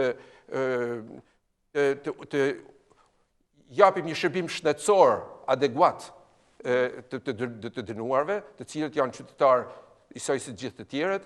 Ka hapa pozitive, sepse sfundi, në 3-4 muajt e fundit, të gjithë personat të privuar nga liria janë përfshirë në skemen e sigurimeve shëndetësore. Është krijuar një skemë 3 nivelësh me një ISKSH, një depo farmaceutike dhe institucioni ekzekutiv i vendimeve penale, të cilët i garanton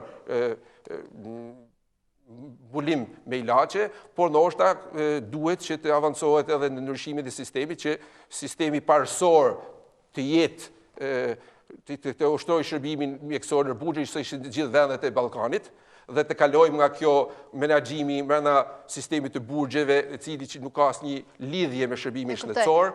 Erida po thoshte nuk ka dhe xhama, po ngroje është tepër të kërkohet apo? Kemi 2 sisteme. Sot në Shqipëri kemi burgje të standardit evropian, burgu i Firit, burgu i Beratit, burgu i Elbasanit, burgu i Durrësit e tjera. Kemi edhe burgjet të trashëguara nga sistemi i kaluar që janë nën tokë, që s'kan as dritën e diellit nuk e shohin, nuk kanë mundësi ajrimit, nuk kanë mundësi takimit me familjarë dhe kjo nuk ka një zgjidhje imediate. Duhet që të financohet, të gjehen mjetet financiare, të bëhet gjithë sistemi penitenciar në nivelin e këtyre institucioneve të cilët respektojnë ligjit dhe standardet e ligjit që kemi vendosur. Po, avokat. Të jemi edhe të thjeshtë edhe të drejtë për drejtë. Institucioni i avokatit popullit se shpesh herë ngatrohet vetëm me faktin e rekomandimeve. Rekomandojnë. Atë detyrë ka? Jo. Rekomandimi? Jo, se po ta shikosh kushtetutën, ka edhe ca detyra tjera. Për shembull? Është një nga subjektet që i drejtohet gjykatës kushtetuese. Është një nga subjektet që mund të drejtohet çdo lloj institucioni tjetër për të ndjekur një proces për mbarvajtjen e sistemit penitenciar dhe për më tepër. Por unë atë që kam konstatuar këto 4 vite apo 5 vite dhe më tepër, konstatoj që avokati popullit merret vetëm me të burgosurit edhe me këto shoqata e tjera. Janë në minorancë. Ne operojmë edhe në kuadrin e mekanizmit kombëtar parlamentit të torturës të konventës OPCAT-it, e cila na jep ne një detyrim ndërkombëtar për monitorimin e të drejtave të personave privuar nga liria. Është një sistem parandalues.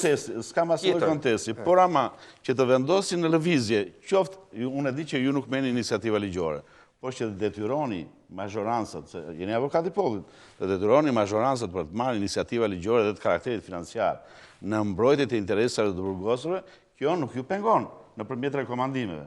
Nëpërmjet konstatimeve special vjetor për sistemin e burgjeve, si lexojmë dot ne po. I cili dërgohet në Komitetin të Organizatës Kombëtare të Bashkuara, CPT-s të Këshillit të Evropës dhe Parlamentit Shqiptar. Është specifike mekanizmi kombëtar i mandatit të turpës, brenda avokatit popullit. Unë e kuptoj që politika ndaj jush është indiferente kur nuk ndërmerr. Jemi shumë të kënaqur se na kanë dhënë të punojmë edhe jemi të vetme institucione. Atëherë shiko, po janë të kënaqur, po është i kënaqur avokati i popullit nga mazhoranca, e përfitojnë edhe ku jemi. Nga hapësira, aksesi dhe liria e gjykimit. Pastaj sepse a janë apo nuk janë domethënë një mbrojtje. E di unë që do bësh batutë, e di çfarë batutë do bësh, thuaje. Jo, po thjesht me që unë kam përfaqësuar shehin shqiptar në CPT për 4 vite dhe kemi kaluar të gjitha dhe burgjet europiane dhe kemi krijuar një farë ekspertizën të fushë. E kuptoj që në momentin që bie mbrojtja ligjore dakord me prokurorin dhe gjykatën, atëherë çdo gjë ka mbaruar. Do të thotë që çdo gjë shkon në video. Ishte edhe për ta bërë pak më interaktive dhe pak më debat këtë çështje. Po shikoja ndjes juve. Edhe ty zonjë edhe ty zotri. Po shikoja veprimtarinë e dy institucioneve, avokatit edhe Komitetit Helsinkit. Mbaj mend në atë kohë që isha në postin e ministrit drejtësisë, çdo javë kisha në zyrë dhe prisja atëherë drejtuesen e Komitetit Shqiptar të Helsinkit, zonjën Vasilika Mekësi, deputete e Partisë Socialiste sot, bashkë me kolegët e vet, dhe nga ana tjetër edhe përfaqësues të avokatit popullit. Ishin vërtet intensiv, punonin, do duhet përhisë vërtetës, do duhet ja njoh të lloj veprimtarie, edhe pse të them edhe gjën tjetër që ju vinte mirë kur ju vinin ato vërejtje. E themun këtë, qeveria nuk ndodhet gjithmonë mirë kur institucionet të tjera, domethënë, grinden në sensin e mirë të fjalës. Po shifja statistikat. Nga 2013 e këtej, Komiteti Shqiptar i Helsinkit, dhe ju e mbani mend që Komiteti Shqiptar i Helsinkit ka qenë një nga promotorët në ndonjë për të çuar iniciativa qeverisë ligjore ose të Këshillit të Ministrave në gjykatën kushtetuese, sistematikisht nuk ka çuar asnjë çështje në gjykatë kushtetuese. Ka qenë një nga rritjet më të mëdha që Komiteti Shqiptar i Helsinkit u legjitimua kohë më parë për të çuar çështje në gjykatën kushtetuese. Ka çuar ligje, dhe mund t'ua them çfarë ligjesh ka çuar, ligjin për lustracionin, ligjin antimafia, ligjin për kthimin e kompensimin e pronave, për nepotizmin, 3 vendimet e famshme që u morën që në vitin 2006. Jo vetëm se po flasim për burgjet dhe Jo, do të dal tek ajo. Po merrem me institucionin që kemi të ftuar. Pse ve thash këtë? As pak për tu grindur me kolegët, por për të nxjerrë një konkluzion të madh. Nuk është faj këtyre. Nuk është faj dikujt tjetër, i cili ka nënshtruar çfarëdo lloj instrumenti dhe autoriteti tjetër i cili ka detyrim ligjor ose me vullnet, siç është shoqëria civile, për të monitoruar, për të kritikuar, për të rekomanduar dhe për të përmirësuar sistemin. Kjo është qeveria.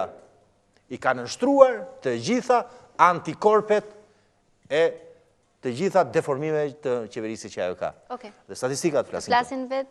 Ky është burimi i së keqes. Një qeveri e cila as nuk financon, as nuk shpenzon, 12 milion euro është kostoja për të mbajtur në një vit sistemin e burgjeve.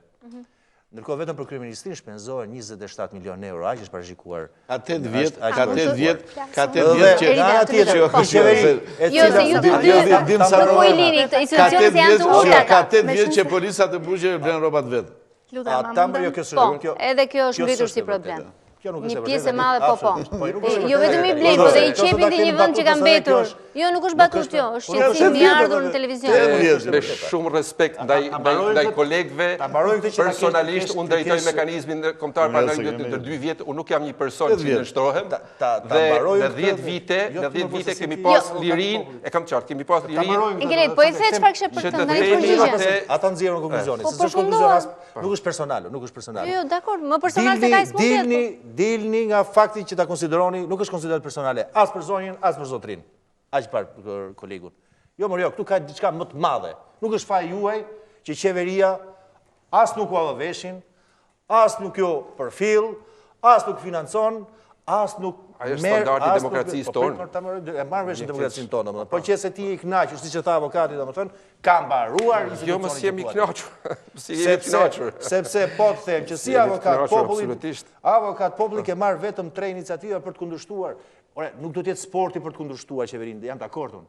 Po kur gjërat nuk shkojnë, e Martë Mila do duhet ta kundërshtoj avokatin e popullit. Ja, të përgjigjet. Po se e mbaruam pra. Që do thotë, konkluzoni e saj çfarë unë duhet thënë, nuk është faj këtyre. Është faj i një psikoze qeverise e cila ka sjell të derexhe. Okej, të flasin më mirë të pranishme. Unë përfaqësoj një organizatë jo fitimprurëse të pavarur, e cila padyshim në këto 26 vite ka dhënë një kontribut shumë aktiv. Zotja Libea ndoshta duhet hapi raportin ton vjetor të fundit për situatën e respektimit të drejtave të njerëzit në vend, në cilin ishin prezent shumë media, gjatë momentit që ne e prezantuam. I vitit 2016, gjatë të cilit mjafton të përmend vetëm 2 shifra, 45 reagime publike dhe 3 çështje të dërguara në gjykatën e Strasburgut. Një çështje e fundit është në gjykatën kushtetuese. Nuk është për një iniciativë ligjore, është për rastin e një të burgosur i cili nuk ka marrë mjekimin e duhur gjatë qëndrimit të tij në një institucion. Gjykata e Rrethit Gjyqësor Kruj ka konstatuar trajtim njerëzor dhe degradues të këtij personi dhe ka urdhëruar autoritetet që të japin fund kësaj gjendje.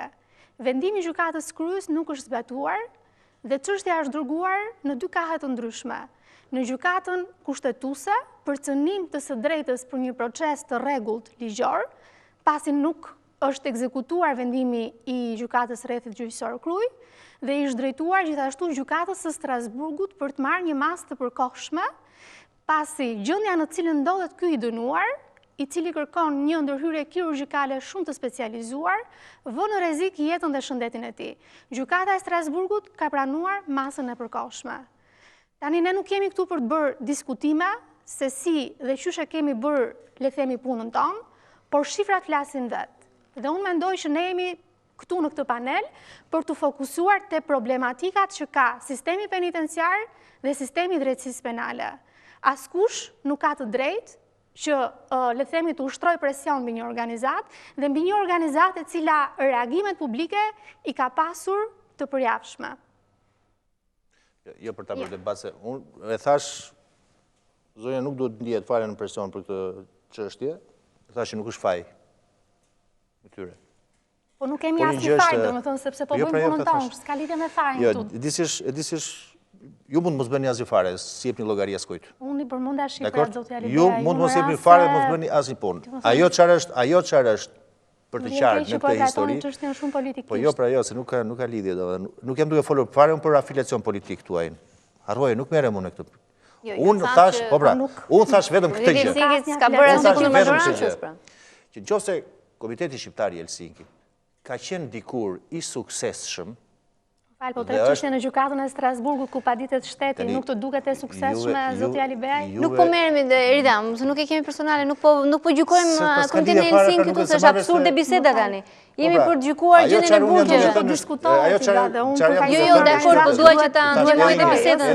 Mos u ndje keq sepse nuk është faj. Nuk është faj. Ju po thoni diçka që nuk është e vërtetë. Dhe unë duhet që të flasë për këtë gjë, nuk mund të heshtë. Ja, të mbaroj unë edhe pasandaj. Dakor. Të mbaroj unë, sepse ju respektoni drejtat e njeriut. Po rreth të njëjtës gjë. Po pra po, që do thot, ka ndodhur për fatkeqësinë edhe të këtyre dhe shoqërisë shqiptare, që një institucion dikur i suksesshëm. Sipas jush, po? Sipas meje, po. Po, dhe ta përmenda. Edhe kur ishim ne në qeverisje, pavarësisht jo qefit madh që të vinte kur Komiteti Shqiptar i Helsinkit, por tek e fundit, me i parë me një sy objektiv, por shumë mirë, ka ca korpe të pavarura nga politika, që funksionojnë, sot janë fikur. Po e dëgjuan çfarë thanë për burgjet, zonja Skënderaj? Tani unë po them, pikërisht pra, këtu do ta kisha. Listove gjithë ato të meta, gjithë ato defekte. Pyetja është, po çka keni bërë? Keni dërguar qeverisë, ministrisë së drejtësisë. Tani po bën pyetjet e mia. Se tani këtë pyetje ja bëjmë. Po pra do dalim po. Dhe pyetja, nëse keni bërë shumë mirë.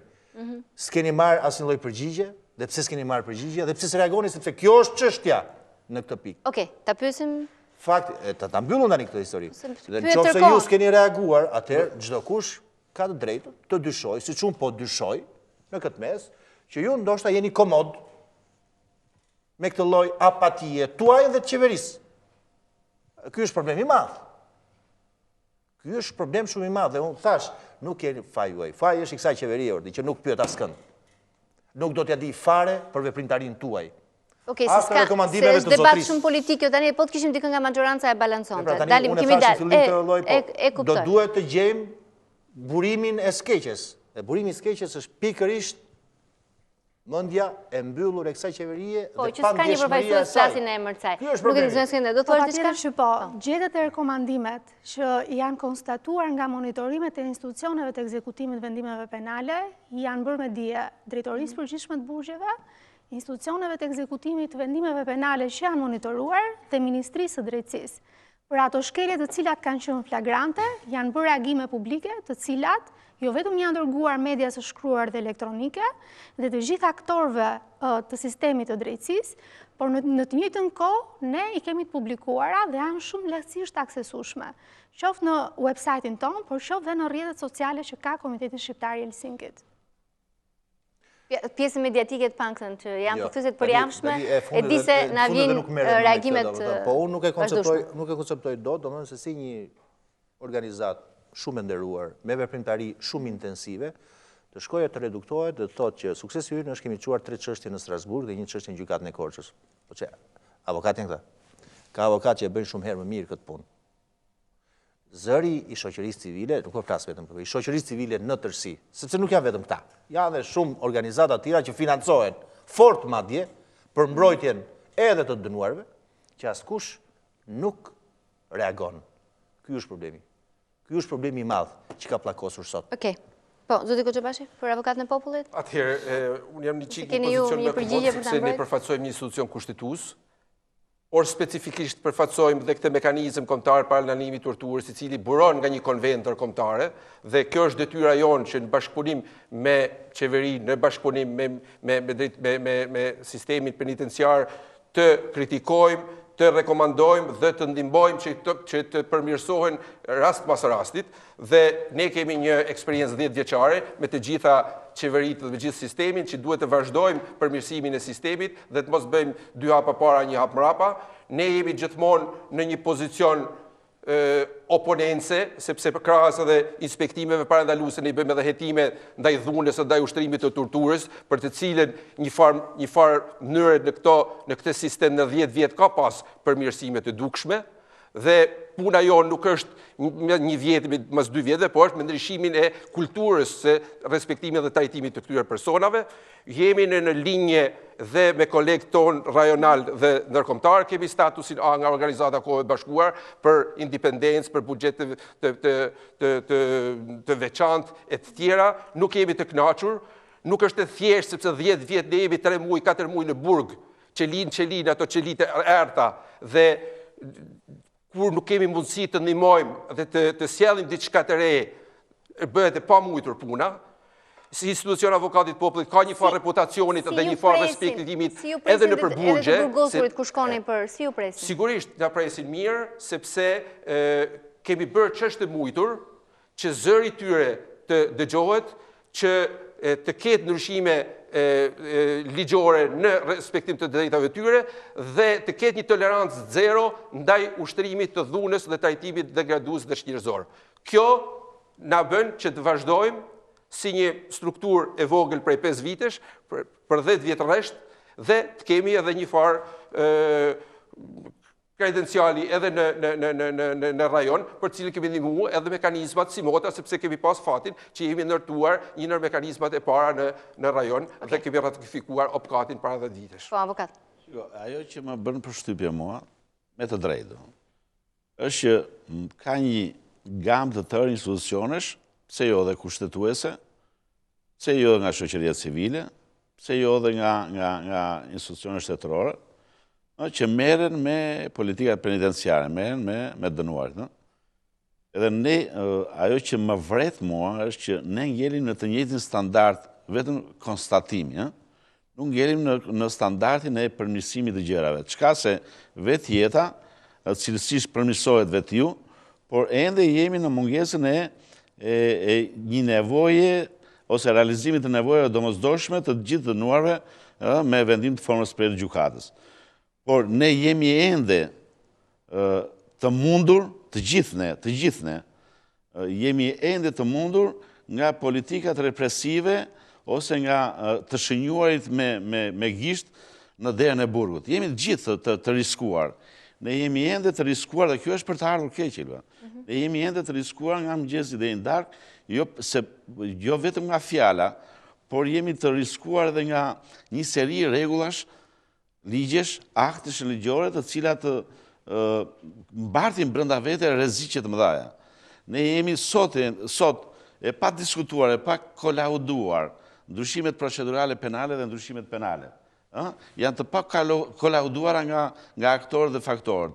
Dhe po të shikosh ato, ka riskje të mëdha që vinë në kundërshtim me frymën e Helsinkit, me frymën e avokatit Pollit, me frymën tonë, është një nocion i dëshmimtarit anonim, e të tjera, të cilat janë ndryshime figurash, subjektesh, aktorësh dhe faktorësh brenda drejtës procedurale që mund të riskojnë në mënyrë të përditshme dhe në mënyrë të përminueshme jetën e qytetarit dhe të cënojnë lirinë e tij. Ne jemi ende para riskjesh ligjore, materiale të kodit penal, s'ka se mundet që të ezarojnë dy element për të miturit, që është me të drejtë, por nuk ezarojnë elemente të tjerë të fitimit të lirimit para kohë me kusht në të gjitha dimensionet e tij. Ne jemi ende një shoqëri, mua më vjen keq ta them, me gjithë këtë lloj presioni që bën shoqëria civile dhe institucionet të përgjithësisë dhe Ministria e Drejtësisë. Ne jemi ende në kolapsin kur komisioni, për shembull, në kuptimin ligjor, ka mbaruar një komision veprimtarinë e tij ligjore dhe nuk referohet gjithë ndryshimet ligjore te Ministria e Drejtësisë. Ne jemi ende kur Ministria e Drejtësisë vepron, jemi nën presion, ne të gjithë qytetarët, për shkak të mos funksionimit. Pse jo dhe të Ministrisë së Drejtësisë? Pse? Se ajo funksionon në bazën e një ligji të veçantë. Ka përgatitur ndryshimet procedurale materiale të kodit procedurës penale dhe sërish janë në derën e qeverisë dhe nuk kalojnë ato, por pritet rekomandime nga një komision i cili e ka mbaruar Komisioni i Reformës. E ka mbaruar në kohë dhe në hapësirë. Pra jemi në një moment ku edhe avokatia, edhe institucioni, edhe organizatat, edhe institucioni kushtetuese, nuk dinë se si po veprojnë dhe ku do dalin. Vetëm kemi një gjë të qartë, që një pushtet, që është pushteti gjyqësor, një sistem, që është sistemi penitenciar, është vendosur në fokusin e sa njerëzve që quhen politikan, dhe harrojnë që mbas gjyqësorit, mbas organit procedural të hetimit, mbas avokatisë, mbas gjithë aktorëve të drejtësisë, qëndrojnë njerëzit. Qëndrojnë njerëzit, të cilët në mënyrë të rastishme ndodhen para gjykatave, në mënyrë të nevojshme dhe domosdoshme ndodhen përpara sistemit të burgimit ose cënimit lirisë, tani përfituroni në cilin standard ndodhemi ne si shoqëri shqiptare 6 muaj para procesit të ri zgjedhor. Dhe për shkak të ekzistencës së procesit të ri zgjedhor, duhet që të durojmë tashmë ne në mbrojtjen ligjore të qytetarëve, ne në mbrojtjen e qytetarëve nga cënimi i lirisë, të dëgjojmë tashmë se çfarë bëjnë ata që në mënyrë të përhershme ose kanë ngujuar, ose kanë cënuar lirinë e qytetarëve, ose kanë ndërmarrë masa represive për forcimin e ligjit, edhe atje ku nuk duhet forcuar. Në para viteve 90 bëheshin politika penale, para viteve 90 që ishte sistem diktatorial. Sot ne kemi frikë, paragjykojmë çdo lloj nisme ligjore, padysh kam rezervat më dha para viteve 90, nuk diskutohet. Por sot ne fillojmë të paragjykojmë reformat atilla ose proceset atilla që janë në favor të njeriut. Po pse më valla? Në favor të njeriut. Se duhet ne tërkohën të mendojmë nga mëngjesi deri në mëngjesin tjetër se si ta kufizojmë lirinë e qytetarit, qoftë në kuptimin e të drejtës për të bërë biznes, qoftë në kuptimin për të gëzuar lirinë, qoftë në kuptimin për të bërë ekonomi, qoftë në kuptimin për të bërë arsim dhe për të arsimuar. Shikoni, dhe gjitha sistemet janë prishur për shkak të kujt? Për shkak të legjislacionit dobët. Po këtu nuk më rezulton kështu, nuk është prish për shkak të legjislacionit dobët. Po për shkak të zbatimit të dobët të legjislacionit. Sepse një ligj i gabuar sjell gjithmonë pasoja të gabuara. Një ligj i pa interpretuar mirë shpall shkak për ta paragjykuar atë. Një ligj i pa bërë mirë. Kam një reagim parë se shkojmë në bllokun e fundit publicitar dhe rikthehemi për pjesën e mbetur të debatit. Nga burgu i Fierit, që u tha që është me standarde, dikush më shkruan që thotë që ka qenë atje deri para 10 ditësh para se të lirojë, ka 3 muaj pa sistem ngroje dhe pa ujë të nxehtë dhe nuk janë larë, u bë pothuajse një vit që asnjë nuk është larë.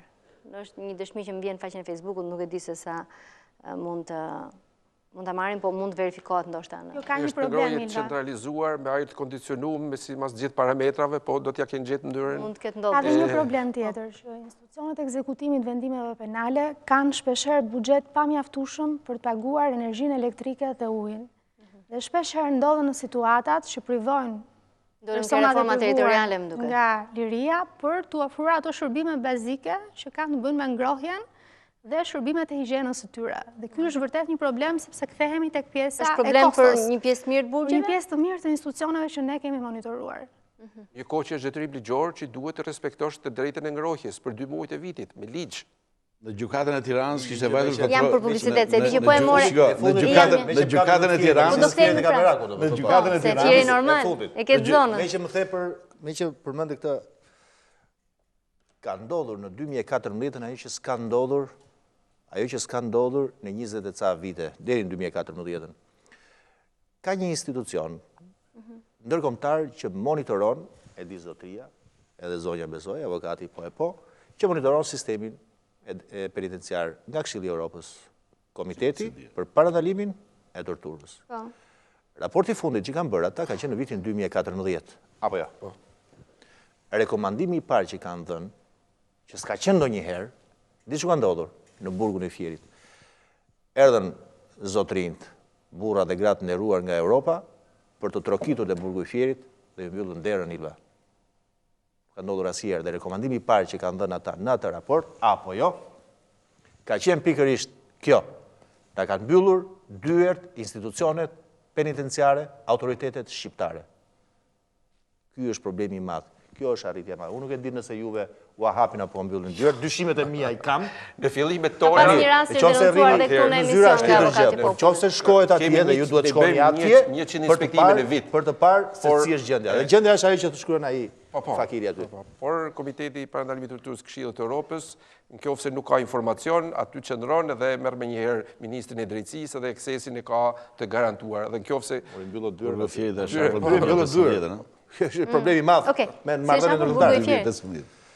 Është i hapur në 2015 dhe ka problem, po mund të jetë kjo që thotë Erida, ndoshta problemet me pagesat e energjisë elektrike. Më duhet shkoj në publicitet, keni, nëse po e ndiqni edhe me titrat e radio televizorit Ora News, nga burimet Ora News mësohet se është dorëzuar bashkëshorti i gjyqtares Majlinda Andrea në policinë e Tiranës, po gjithmonë sipas burimeve paraprake, mësohet se nuk ka vendosur të mos bëjë asnjë deklaratë përpara policisë, gjithçka ka për të thënë do të shkojë në gjykatë, ju mund të ndiqni edhe në titrat që na shoqërojnë gjatë emisionit, por më tepër informacion do të keni në edicionin e orës 23. Ne shkojmë publicitet dhe rikthehemi në pjesën e fundit të debatit.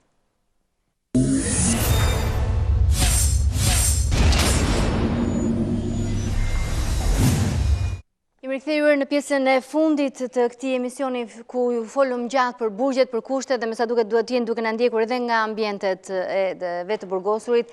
Një punonjës i policisë së burgut Peqinit më thotë që duhet mendoni edhe për kushtet e vetë punonjësve. Çfarë vështirësish kanë ata? Padyshim që ka vështirësi sepse punojnë, le të themi, dhe ata në kushtet e privimit lirisë dhe shpeshherë punojnë me persona të cilët ato efektet negative të privimit lirisë mundet që t'i shkarkojnë dhe tek punonjësit e sistemit burgjeve. Ka pasur dhe raste të vetvrasjes së gardianëve në të shkuarën, kështu që nuk është e thjeshtë punosh në një ambient të mbyllur. Të drejtat e personave të privuar nga liria janë të drejta që rrjedhin nga ligji, që rrjedhin nga konventa ndërkombëtar dhe padyshim të gjithë duhet t'i mbrojmë dhe të reagojmë fort. Por nga ana tjetër, duhet të reagojmë dhe për kushtet e vështira në cilët këta punonjës punojnë dhe për pagesat dhe për trajtimin jo të favorshëm financiar të këtyre punonjësve. Që duhet mendoj kush për këtë? Shteti, padyshim që shteti duhet të mendoj. Po, avokat? Ka pasur disa ndryshime të paradokoshëm, nuk e di me çfarë date dhe viti përkatës, por është rregulluar statusi i policisë burgjeve i barabartë me statusin e policisë rendit. Atë rendit u bë në 2009, por me ndryshimet e fundit të ligjit për policinë e shtetit u ahoqën këtë drejtë. Ahoqën këtë drejtë, kështu që normalisht kanë diferencë. E kishin u ahoqën. Ky ishte gjithë problemi.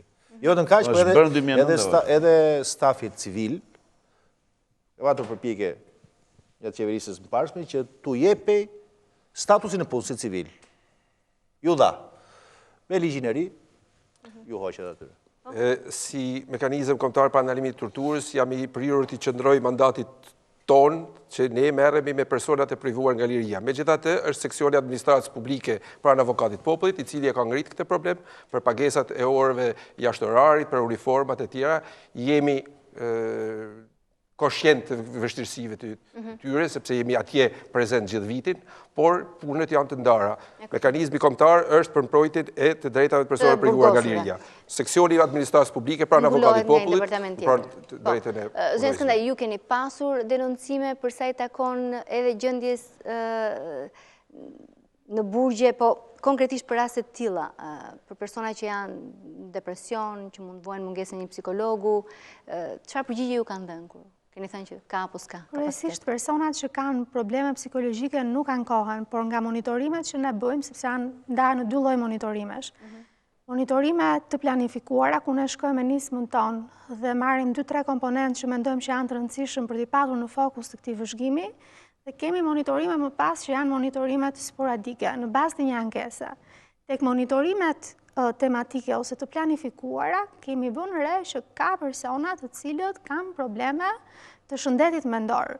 Dhe janë persona të cilët, le themi, grupohen në sektor të veçantë, por ndërkohë stafi i institucionit, i sektorit të shërbimit. Ta vinë me një vlerësim mjekësor që janë me shëndetin mendor, apo patjetër janë diagnostikuar nga mjeku me probleme ose çrregullime të shëndetit mendor. Dhe ndodhen në sektor të veçantë brenda institucioneve të ekzekutimit vendimeve penale, por nuk kanë trajtimin e dur sepse së pari duhet të kenë një mjek psikiatër. Nuk është, le të themi, vetëm e nevojshme që të kenë një psikolog apo një punonjës social. Një person me probleme të tilla duhet të ketë patjetër kujdesin e vazhdueshëm të një mjeku psikiatër, gjë që mungon në pothuajse të gjitha institucionet e ekzekutimit vendimeve penale, me përjashtim të qendrës spitalore të burgjeve. Atëherë, këte çështje ka zgjidhur shumë mirë ligji i ri i shëndetit mendor në Republikën e Shqipërisë, i miratuar para 2 vitesh, për cilin edhe shoqëria civile dhe komuniteti ndërkombëtar dhe avokati popullit kanë qenë në grupet nismetare. Dhe është një ndër ligjet e mira në rajon për të saj përket shëndetit mendor. Dhe ka 2 komponente. Një që flet për personat me mjekim të detyruar, të cilët duhet të jenë të vendosur në spitalin forensik, spitalin penal, i cili duhet menaxhohet nga Ministria e Drejtësisë dhe Ministria e Shëndetësisë. Dhe këto me vendim të gjykatit mjekim të detyruar. Por flet edhe për shëndetin mendor në burgje, të një nivelit më të ulët, të cilët depresionin, ndryshime personalitetit të tjera, të cilët ndodhin gjatë vujtjes së dënimit dhe shifrat janë alarmante, sepse flitet rreth 30%, 40% të popullsisë në burgje vuan nga një formë e lehtë apo e tillë të problemit të shëndetit mendor. Dhe detyrojnë psikiatrinë civile, rajone, spitale psikiatrike, që ta konsiderojnë burgun si pjesë të institucioneve territoriale. Dhe duhet që këto mjekës psikiatër, në një herë në 2 muaj, 3 muaj, të bëjnë depistime, të bëjnë vizita, por ne dim që psikiatria civile vun mungesë stafit, dhe nuk është realizuar, nuk është përmbushur asnjëherë kërkesa ligjore e ligjit të shëndetit mendor, që psikiatria civile të ushtrojnë shërbime brenda sistemit penitenciar në territoret e tyre. Nuk e di nëse avokati Rida apo dhe përfaqësuesi i avokatit popullit, a keni pasur shumë raste denoncime kur i arrestuari është ankuar për të zgjatje të procesit dhe kur nuk mban askush përgjegjësi? Keni pasur denoncime të tilla? Atëherë, bëhet fjalë për të zgjatjen e proceseve gjyqësore. Nga njëra anë ka një studim të Ministrisë së Drejtësisë dhe organizatave ndërkombëtare, të cilat janë shkaqet e tjera dhe në materialin analitik të Komisionit të Reformës së Drejtësisë. Por 3 janë faktorët e të zgjatjes, nëse do ashtu. Mungesa e organit të akuzës, mungesa që nuk konsiderohet nga institucionet, por që në të vërtetë është një numër më i madh se sa mungesa e mbrojtjes ligjore në proceset gjyqësore. Kjo vjen edhe për shkak se ka dhe disa shkaqe tjera të karakterit objektiv, mungesa e provës, mungesa e shqyrtimit të saj në organin procedural, afatet e parashikuara brenda të drejtës procedurale, por ka dhe një vendim të gjykatës kushtetuese e cila e ka hequr atë marzhin 2 vjeçar të paraburgimit, që është 2 vjeçar për krime të rënda, dhe shpeshherë ose ndonjëherë zgjatja e afateve të paraburgimit konsiderohet edhe si benefit i të mbrojturit. Por në pjesën më të madhe të kohës, të gjithë njerëzit në procedim janë të interesuar që procedimi gjyqësor dhe hetimor të jetë sa më i shpejt për të fjetur ata mendje nëse janë të fajshëm me vendim gjykate apo të pafajshëm. Por këtu ndikon edhe sërish edhe sistemi penitenciar. Kemi një sistem penitenciar i cili nuk ka mjetet e domosdoshme dhe të nevojshme për të çuar të paraburgosurin drejt sallave të gjykimit, që mund të jetë një nga shkaqet e pengesës procesit gjyqësor. Dhe për shkak faktori më themelor është se shpeshherë gjykatat nxitohen në majën e masave sigurimit. Nxitohen në majën e masave sigurimit. Dhe sot që po flasim ne në kohët e fundit, po të shikosh ose të analizosh masat e sigurimit në gjykatën e Tiranës, por dhe në të gjitha gjykatat e rrethave gjyqësore në Shqipëri, konstaton që pjesa më e madhe e masave e sigurimit janë me burgim. Me burgim. Dhe në momentin që kjo lloj mase është e këtij karakteri, shpeshherë edhe prokurorët, organi procedural i hetimit, është rehat, se thot në burge kemi, nuk na ikën. Kjo s'na ndodh tani gjë. Nuk ka për ndërmend të zhduk provat. Nuk ka nevojë që unë të merrem me të dhe vazhdoj, kam një vit afat kohë për të hetuar. Po pse jo? Pse jo? Edhe gjykata nga ana tjetër, se po flas shumë në mënyrë fare qytetare. Edhe gjykata është e qetë se thot në fund unë nuk e njoh këtë. Ka ardhur prokurori me masë të sigurimit burgim, le të shkojë atje me të tjerët. Në të vërtetë, kjo jo vetëm që zgjat procesin e hetimit, për bën shkak për zgjatjen e hetimit, sepse palët bie në gjumë, veçanërisht organi procedural i hetimit, por kjo është rëndesë maksimale në cënim të lirisë dhe në paragjykim të personit i cili dyshohet për veprën penale. Kemi raste të zgjatjes së procesit e hetimit gjyqësor sa të duash. Kemi dhe raste për shkak të pamundësisë së gjykatës për të vepruar në mënyrë të drejtë, korrekte, ligjore, bazuar në procedurë të zgjatjes së afateve të gjykimit. Në fund të fundit, procedura është një. Ligjbërësi ka mundësi që kur konstaton shtigje të gjetur nga mbrojtja ligjore, pse jo dhe ndoshta në mënyrë të padrejtë, të reflektojmë mbi drejtën procedurale. Fatkeqësisht 70% të ankesave që ne marrim në burgje janë për sa i përket pushtetit gjyqësor. Dhe kjo si specialist a bën të reflektojmë. Kemi mrit në një moment disintegrimit të asaj që e quajmë unitet materiet juridike, të cilët sot nuk ka më logjik asistenca ligjore në burgje, sepse gjykata, prokuria i kanë vendosur atje, nuk kanë afate dhe personat atje janë në shpresë të fatit, avokat kryesisht nuk kanë probleme financiare dhe kur Komiteti Helsinki dhe Avokati i Popullit shkon për t'i pyetur për a ka dhunë, a cilat janë kushtet materiale, thotë lutem na e zgjidhni problemin e gjykatave sepse këto të tjerat i përballojmë.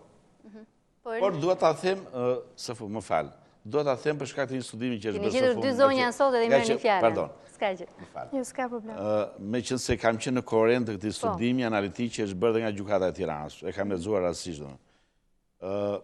Mesatarja e zgjatjes së gjykimit në proceset penal është 2 muaj e një seancë, maksimumi 3 muaj. Kjo tregon në raport me zgjatjen e proceseve gjyqësore. Po kur shkojnë nga 2 vite proceset e këto? Ka dhe po them. Jo, a mban kush përgjegjësi, gjyqtarët, prokurorët mban? Jo, është kosto vetëm e qytetarëve që ndodhet në ambientet e paraburgimit ose në ambientet e burgut. Por kosto e gjyqtarëve dhe organit procedural të hetimit sipas të drejtës zakonore procedurale penale nuk ka asnjë lloj kosto. Nuk mban përgjegjësi. Zvarritja e proceseve gjyqësore na ka rezultuar jo vetëm nga ankesat që kemi marrë nga qytetarët, por ishte me shumë interes studimi i fundit që ne bëm për vendimet gjyqësore në fushën e korrupsionit. Ku një numër i konsiderueshëm çështjesh penale të zhvilluara në gjykatën e rrethit gjyqësor Tiranë rezultuan përtej afatit mesatar të gjykimit të çështjeve përkatëse. Ndërkohë që kodi i procedurës penale parashikon gjykimin e pandërprer, çka do të thotë që gjykata duhet ta përfundojë gjykimin brenda seancës gjyqësore përkatëse dhe në rast pamundësie ta shtyjë të nesërmen. Vetëm në raste përjashtimore mund ta shtyjë deri në 15 ditë. Në fakt, nga studimi rezultoi që ai që ishte përjashtim, pra 15 ditëshi, ishte bërë rregull në veprimtarinë e këtyre gjykatave. Dhe ajo çka konsiderojmë gjithashtu problematike dhe që u evidentua nga ky studim ishte që ndërsa jemi mësuar me zvarritjet e të pandehurit apo të mbrosit të tij, sepse ka dhe benefite në këtë drejtim. Shpeshherë ata kërkojnë që kohën e dënimit ta shlyen me kohën e paraburgimit dhe bëjnë këtë shtyre të seancave. Dhe kjo u evidentua në këtë studim që ne patëm.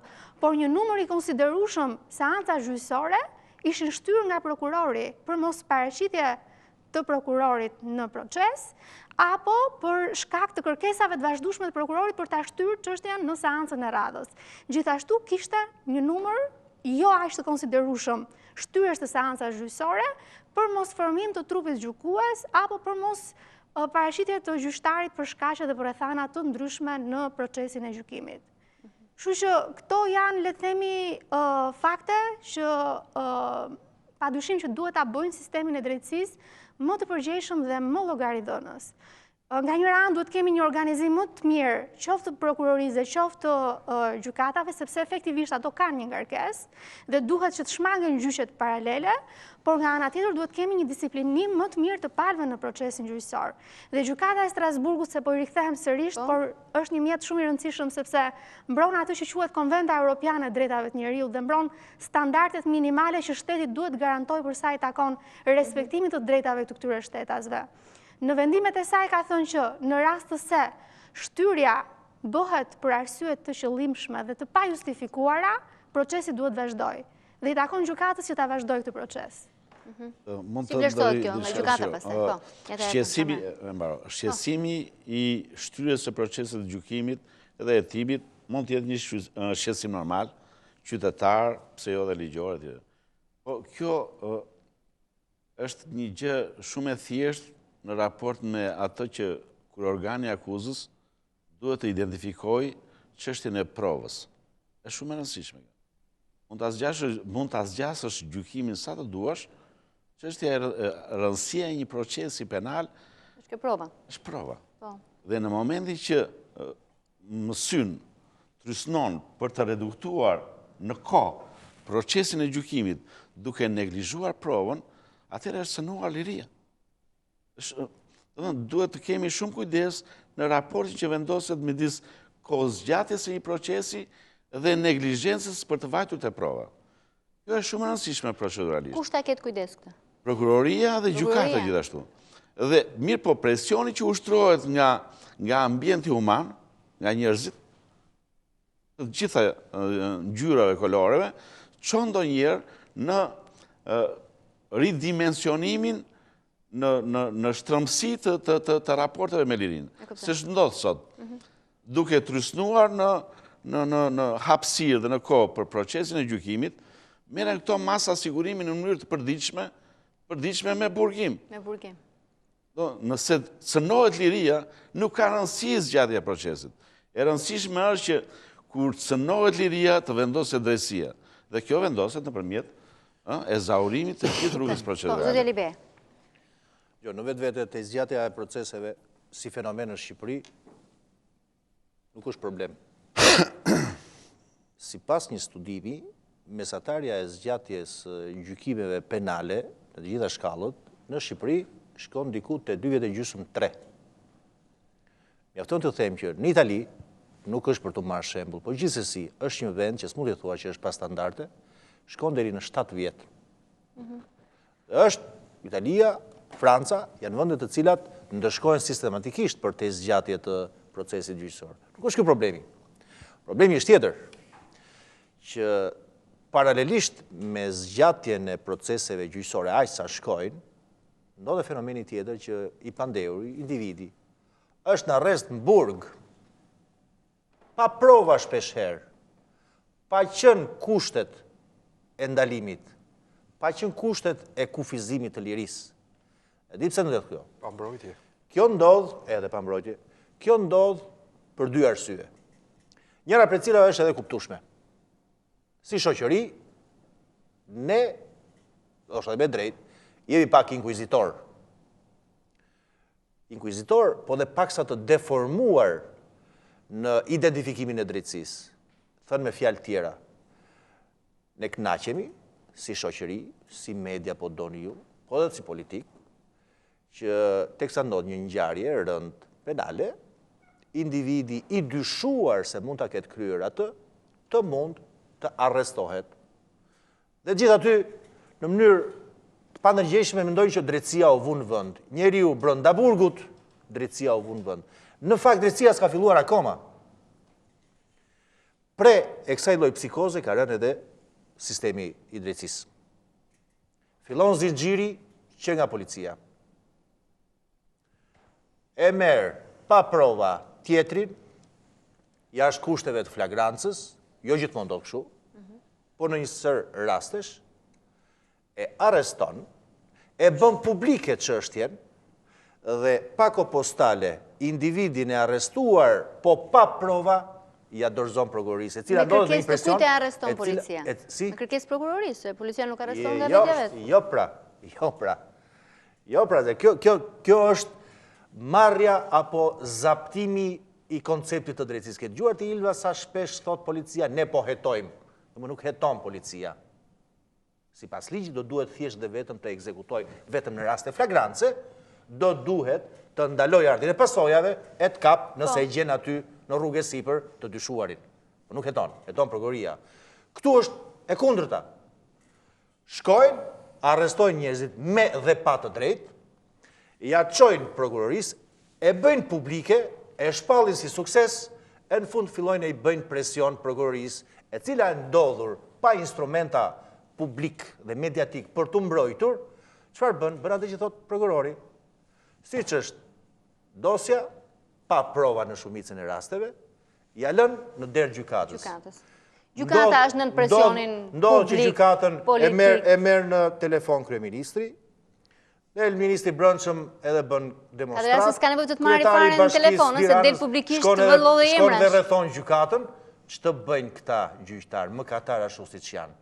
Edhe këta e vendosin burg atë. Prandaj jepen gjitha këto masat e arrestit në burg.